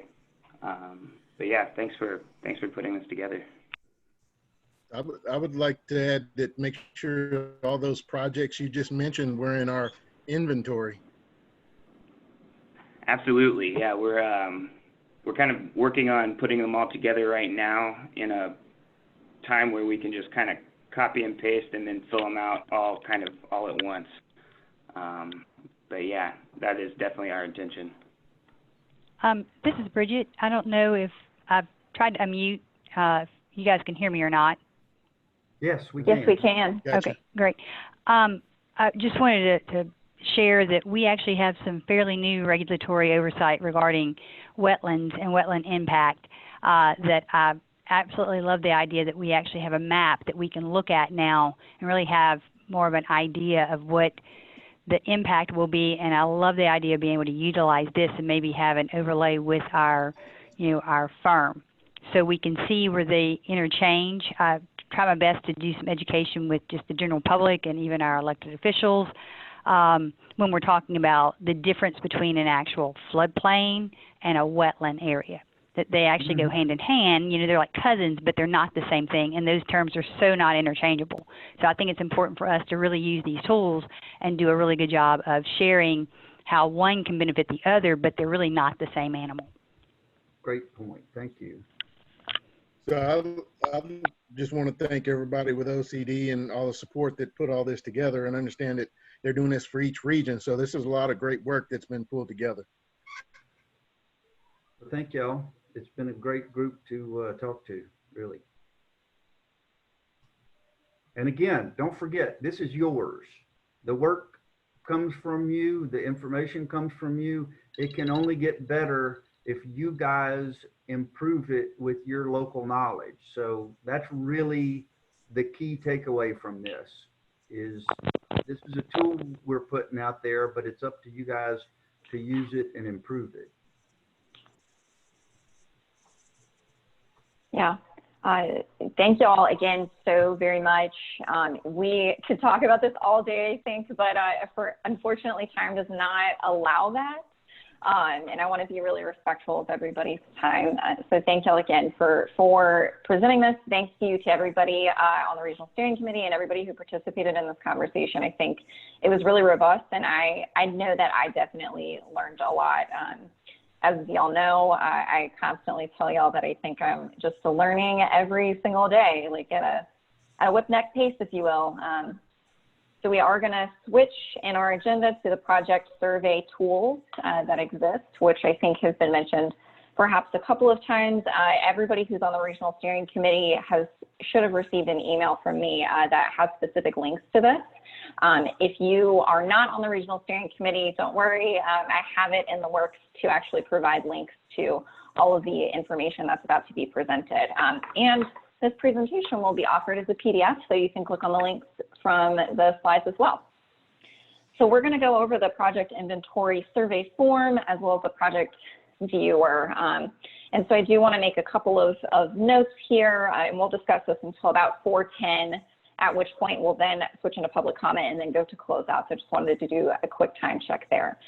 So please note the state does not have project funds available yet. So they are waiting on the grant agreement from HUD. So essentially anything that has to do with funding for projects is kind of at a stopping place right now. They're hoping that that grant agreement is going to be signed very soon. But until then, we can't actually put any money into that project process, if you will. If you have any questions about round one specifically, they might be answered in this FAQs document, which once again, you're all going to get the slides. And so it will be linked in there. This is on the watershed.la.gov website under their assets tab and docs. If you have any specific questions that are not addressed in FAQs, you can actually contact LWI-round1@la.gov to ask any specific questions. The project inventory that I'm about to show y'all is meant to be filled out by October 31st, but it's a living database, so it'll be continued to be updated over time. So whenever Chuck just said, hey, Devin, it would be great if y'all could put those projects in, that's what he was referring to. So what is the purpose of this tool? The purpose is really to have a comprehensive project inventory across the region. So it's including new ideas, including programs, projects that are under construction, and projects that have been constructed in the last 2 years. And I'm also going to say anybody at OCD, please feel free to jump in. I think they're the experts in this information, so please feel free to jump in at any time. Anybody can submit, so even if it was just me as a resident and I wasn't involved in this process at all and didn't attend the call, I could still submit a project in that form. One really important note is that the submission of a project does not mean that it will be funded. So this is not a formal submission for funding. This is literally an inventory. So if you think about it as a bucket of ideas, if you will, and it's really to get an understanding of the landscape across the region. So we do have all of the project links listed on the CRPC website. So that's at crpcla.org/projects. So you can actually see the project inventory survey for every single region. I'm gonna actually click on region 7 here. Let me see. Okay, great. It is loading. Okay, and Evelyn, if you have any specific things to say here, I think that could be really helpful. I know some people have been really bringing some issues and submitting things to me. So if you have issues in submitting anything, please let me know. Send me an email. But Evelyn, do you have anything specific to say about the project form? Sure.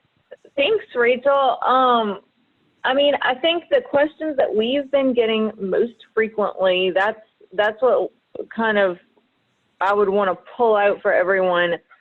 the form itself is pretty self-explanatory, but we have had some questions about, well, can I put in like a conceptual project or a project that was already built or a project that is in the planning phase but like isn't designed yet? And so as you scroll through this form, you'll see that there is an option to indicate what stage of planning the project is at. So the answer to all of those questions is yes. If you think you might want to include it, you should go ahead and include it, right? Because this is a planning tool for this group. And so, you know, anything that you think is relevant to your conversation about how to plan for the region together, you want to go ahead and enter it. And so you have options for different stages of projects. And then if you have questions on like how to categorize a project, again, there's some directions in this form that may help you kind of figure that out. But also, you know, Rachel and our staff can assist if you have a question about, well, I'm not sure out of these two categories, like which one it fits into.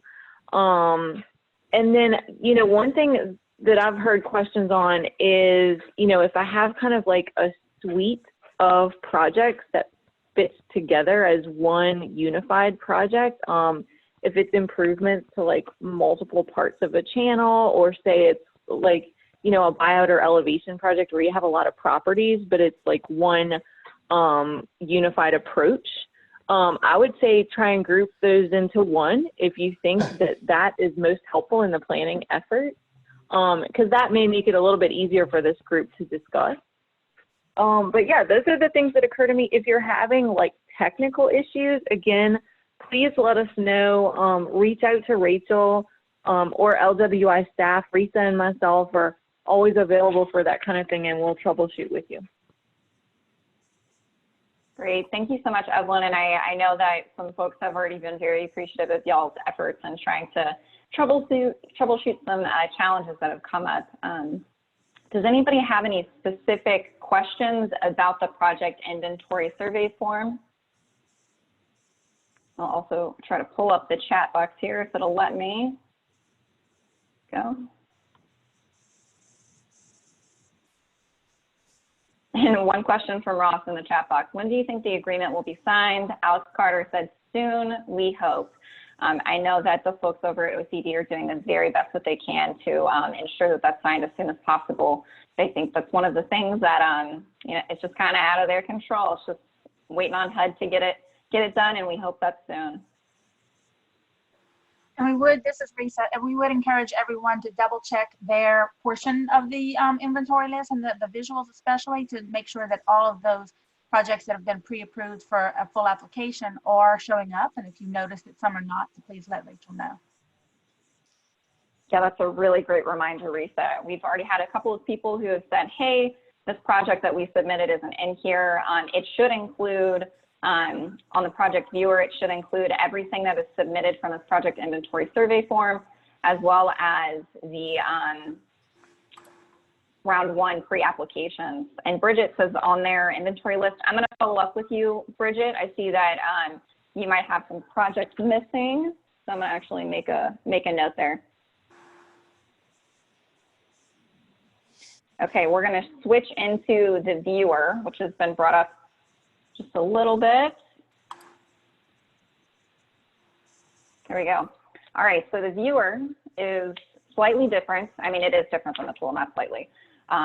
This tool actually shows all of the projects and their details that were submitted either in that project survey tool or as applications for round one. It actually shows both of those things. So like Bridget had just said, there are projects that are not showing up for Tangipahoa that should be. If you have information like that, please let me know. If you are curious about the list of eligible pre-applications that were submitted, you can go to this link here, watershed.la.gov/eligible-pre.applications-project, and you'll be able to see that. Once again, there's a specific one for every single region. So if you visit CRPC's website at crpcla.org/projects, you can see all of the links. I'm going to go ahead and click into this, and we'll just see what it looks like. Here we go, it's loaded. So once again, the disclaimer, it's not an indication that funding's provided if it's on this list. It's just the inventory itself. Evelyn or Risa, do y'all have any particular things that are helpful for us to know about this specific tool?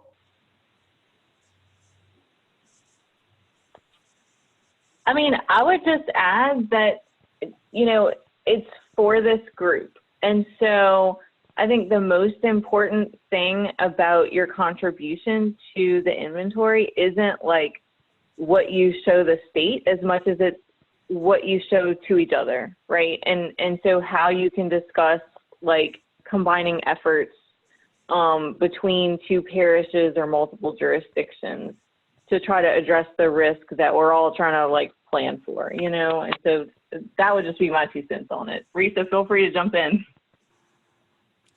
Yeah, you've got it accurately. The other item that we've seen that's caused some concerns, I think, when people are looking at the map is when you look at it, you see some dots like out in the middle of the lake, for instance, right?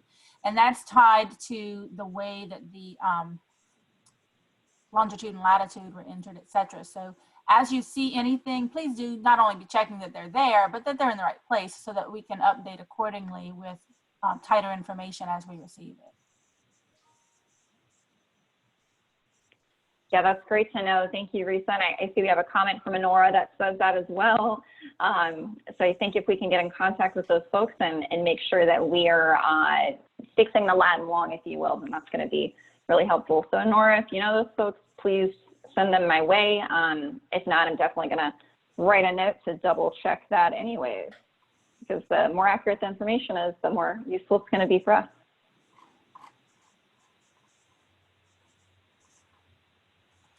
Okay. Do we have any questions about either of those tools from anybody?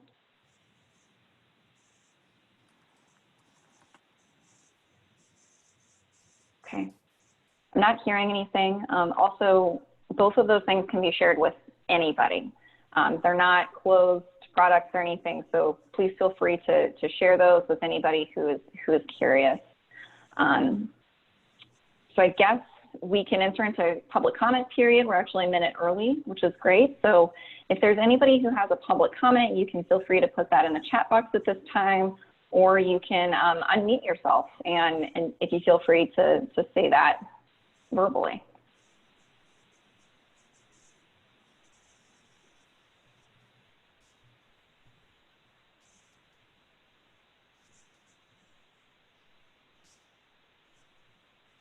I'm going to wait just a couple of minutes because. Yes, if anybody happens to be speaking right now, you are on mute. So *6 if you're on a phone, by the way.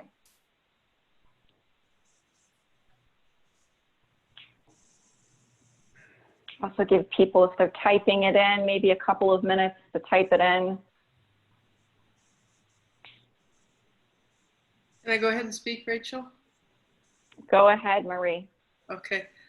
I'm working on some really exciting things. Some of us volunteers, we've picked up 346 bags of litter off the banks of Capitol Lakes from the storm system.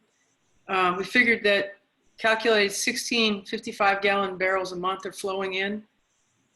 And I found out that over at the Burden wetland, they have 70 to 100 tons sitting in the wetland because of the overflow of Ward Creek. So I went to Pensacola, Florida, and met with Roger Williams, a stormwater facilities manager, and he shared with me some of his program and told me about these hydro separators, the Vortex and the Cascade machine in particular. And what they do is the water, it's a passive machine, the water goes in and then it gets spun by this, by the design of the machine. It's sort of like a washing machine.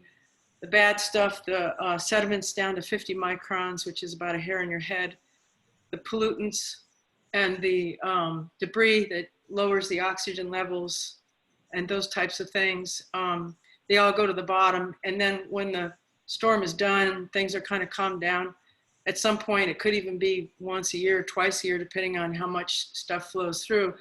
A vacuum truck comes in and sucks it out. And they get their funding source from a stormwater utility fee. So right now, I've been talking to some people in the state in the Division of Administration, and then some other folks about the concept of the stormwater utility fee. And I've also been sampling the public to see what they feel. And people are really tired of the litter, and they like the idea that we can solve a lot of these problems with, one piece of equipment, or they actually have a whole lineup, but one piece of equipment can do so much.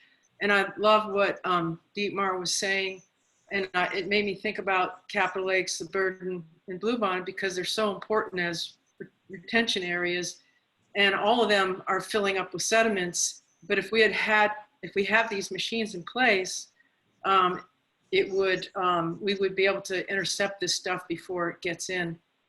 So it would be tremendously expensive to do this. You can't expect the Public Works Department to suddenly come up with the millions it would take to buy these things and the crew it would take to service them. And so I am trying to push the notion of this stormwater utility fee that hundreds of communities have. In fact, Florida has so many that they actually have a stormwater association over there. And I talked to some of those people, and they told me, for example, they gave me a list of what towns and cities pay. Pensacola pays $5.80 a month for their fee. They have kind of a complex way of assessing that fee. But when I've been talking to local people, because we're in a pandemic and a recession or depression, depending on whether you have a job, I said it would be great if we could do an opt-out. People love the idea of an opt-out. You would be automatically opted in, but if you feel like you have financial issues or whatever, you could opt out. That's my idea. Thanks, Marie. I think that's a big idea. I think it's a really interesting one and a good one, and to hear from our other folks in Florida who have similar and dissimilar challenges, how they've been handling that over time. Thank you. And I want to acknowledge that Honora Dearest has said in the chat during the public comment period, I would like to see an effort to identify key lands that should be targeted for conservation, either by easements or fee title acquisition. Thank you, Honora. Is there anybody else? We have about 6 minutes left for the public comment period. So if you're speaking, you are unmuted. Yeah, I wanted to share something right quick. Go ahead. Can you hear me? Sure can. I'm not sure who was talking regarding the trash machines, but something that we've been, or actually one of our citizens that's helping us out in restoration project was able to run a small project with a device that intercepts the trash and holds it, and it allows for analysis of the trash to tell where it's coming from. And I thought that is a relatively low cost way of addressing the issue. And because trash is important in that it clogs up waterways and reduces flood capacity, and then sediment builds up behind that trash. But they're able to analyze the trash and tell where it's coming from. And sometimes it may be a simple solution.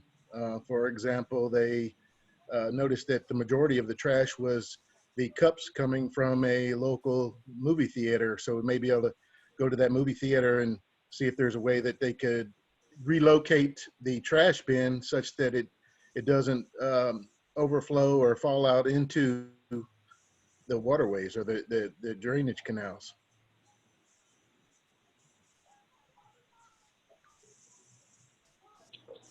Thank you, Chuck. I think that's a really complimentary discussion, and maybe I should connect y'all in the background.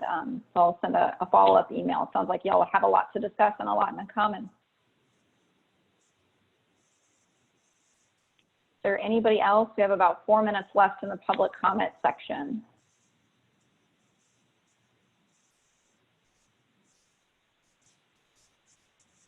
I know we've had some comments from some people on the line. I think maybe Jacqueline Ward and Matthew Allen are a couple of people who have said quite a few things in the chat box.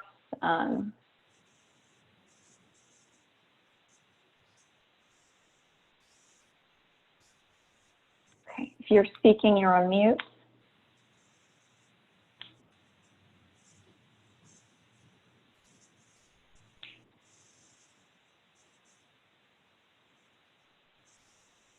Okay. I'm not seeing any more comments coming in the chat box. I'm not hearing anybody. So I think maybe Ross and Chuck are chair and co-chair. Would y'all like to move forward? Oh, Jacqueline Moore, she said that she can't talk. She wasn't sure how this worked and her speaker is off. That is okay, Jackie. I can follow up with you after this and make sure that we, so the next time we have this, you know how to unmute yourself. If you are on your phone, then you can unmute yourself that way and then press *6. If you are on your phone through the Zoom app, or if you are on your computer or some other device similar to a computer like an iPad, then your unmute button should be in the lower left-hand corner.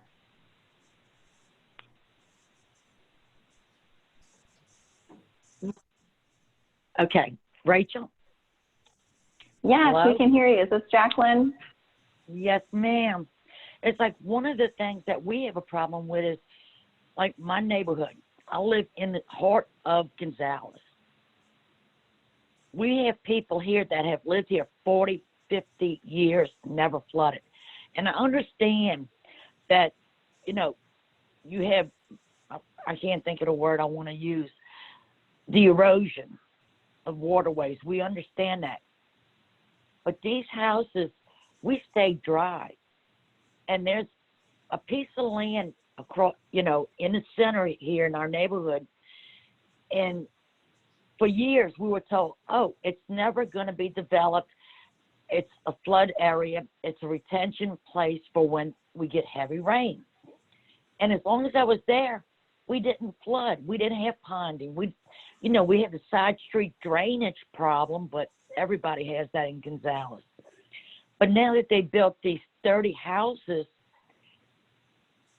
houses are flooding, streets are flooding like we never did before. And this land, like, you know, I had posted, it's like 3 to 4 feet below street level. Well, now it's 3 to 4 feet above street level. They put 3 ponds in there and they go, oh, you can relax now. You're not going to flood because the ponds are going to relieve the problem. Well, if a glass is full, how much more water can you add to a full pond? You know, and it's like, who's going to maintain these ponds? Because they're in a subdivision. So the city's not responsible to make sure they don't get clogged up. And you know the people in the subdivision isn't going to do it. So then in a couple of years, when these pipes that's supposed to let the water drain out slowly, when it gets to that level, gets clogged up with debris or whatever from the air, we're going to be in worse shape because nobody's going to accept responsibility. And it's like, when y'all are doing these maps, does anybody put these things into consideration? You know, on my block alone, you know, I live in a multi-nationality income neighborhood. Some people are retired. Some people are just getting started. You know, we have black, white, Spanish. We have it all. We're a nice mixed neighborhood. But it's like you come riding down our street and there's every house just about is a different height. We have trailers, we have houses, and they're all different heights. And when all these, it's like with the subdivision now, we have a house down the road from me. The house they built next to couldn't have been more than 10 years old. They built a new house next to it about 3 years ago. The foundation comes to the middle of their window. You know, this is the kind of development that's going on. And what we're hearing is that's FEMA. FEMA wants the elevation. Well, that's fine and dandy. Compensate with drainage. But the drainage is not being compensated. They're building, it's like fireworks going off for New Year's. They're building around here. And nothing's being done to bring drainage up to par. They're taking away our sponges and they're not doing anything with the drainage. You know? Yeah, and I really, really appreciate what you're saying, Jackie, and I think Jacqueline, I'm sorry, not Jackie. Jackie's good. Jackie's good. Okay, I did not want to call you by nickname if that was improper. So thank you. You're welcome. And I think, you know, I've heard that from quite a few folks, and I think that folks that are I've heard specific instances of that in Tangipahoa, and I think there are a lot of other places where that's happening too. So thank you for bringing your Gonzalez wisdom, your lived experience, expertise. I think that's a really great point. And it's like we hear, you know, it's like we've got all these pumps, and our parish president now, he's trying to do preventative maintenance. It's like, okay, bad weather's coming in, we're going to drain the swamp, and we will be ready to pump in the water. The only problem is when you got culverts in the street that are halfway underground or better, the pumps can't pump it out. You know, it's impossible. Or the culverts are too high or a foot higher than the ground kind of thing. They've got to be leveled out, and they got to be cleaned out, blown out, whatever it takes. Yeah, and Jackie, I think I don't want to. I'm going to cut you off with love here, and I'm going to suggest that I send you an email, and you and I can set up some time to talk, because I really want to hear more about what you're saying. Is that okay? Sure, that'll be fine. Okay, we're short on time. I apologize. I know we could talk about this. All right, thank you. And then you're welcome. I wanted to acknowledge that Matthew Allen also said would like to see tax credits for landowners preserving floodplains or at a minimum river valleys. So thank you, Matt. We are going to transition out of that public comment period. This is, it's for everybody's awareness, but in particular our regional steering committee members. Please note that we will have upcoming meetings happening. I think we all know this. So mid-August, we're going to have an optional, it is optional for the regional steering committee members, Values, Vision, and Goals workshop. That's going to be public. It will be a virtual public meeting. More details will come very soon. Our August 26th meeting that is already scheduled, we will have LSU, so Dr. Thomas Dusitz, as well as some of his students that have been doing some work, will provide some support for a Governance 101 discussion. That will go hand in hand with a deliverable from CSRS, which is one of OCD's contractors, on a root cause analysis workshop. So identifying some of the reasons why people think that flooding is happening in Region 7. September, we will have a discussion on the governance gap analysis. So CSRS has a subcontractor who is working to identify all of the entities within the region that have some degree of responsibility or management that is related to water. And then in October, we're going to have LSU really focus in on an existing conditions overview. So they've been looking at subdivision regulations and ordinances, and they're trying to map out kind of what are similarities and differences. So we will have a larger, as well as doing that for parish plans, so comprehensive as well as hazard mitigation plans. So we will have an overview. We won't necessarily have results, but we will have an overview of what that work is. And then we're also going to be building out our governance recommendation. So I say all of that to say, I'm going to drop this SurveyMonkey link. This link is only for our regional steering committee members. I'm going to drop it into our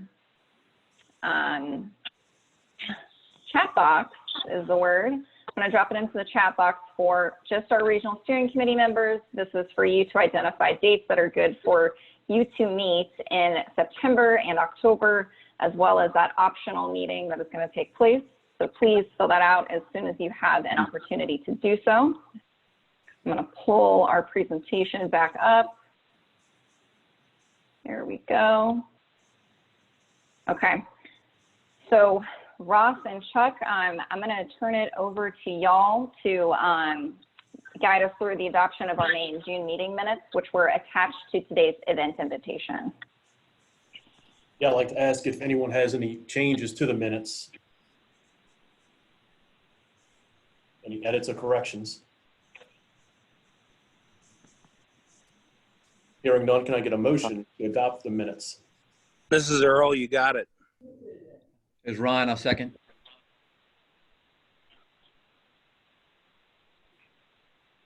Thank y'all. That was very quick. So I had first from Earl and then a second by Ron. Thank you for carrying that you're setting the motion forward, Ross. So I had a request, I think it was from Earl, to send the SurveyMonkey via email. I will be following up with that specifically. Our next meeting is August 26th from 1 to 4 p.m. This is different than the optional meeting that's mentioned above. The August optional meeting is for setting a vision, values, and goals. Specifically, that's going to be creating kind of some ideas from everybody in the region. We will bring that forward to the Regional Steering Committee. It will likely be in the form of maybe a guiding principles document or something of that nature. So Regional Steering Committee members, do not worry. If you cannot be present at that August meeting, we will certainly get your input later on when that document has been developed and created. So please, once again, fill out the SurveyMonkey. I'm going to send that via email along with the meeting minutes. And I will make sure that the adoption of the May and June meeting minutes is accounted for and that those are uploaded to the website.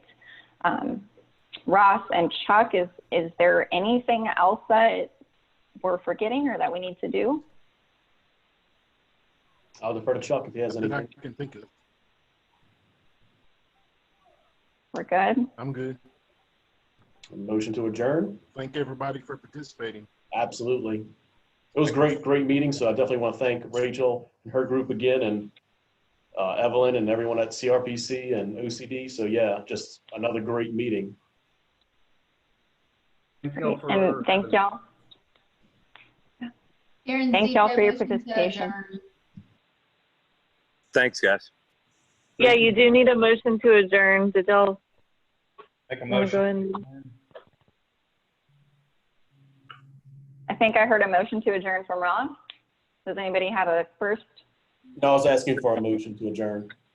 This is Bree. I'll second it.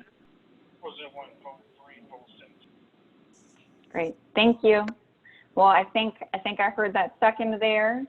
So thank y'all very much for participating. Like I said, y'all can, we're doing this in the midst of a lot of different things happening in our lives right now that are probably a little stressful.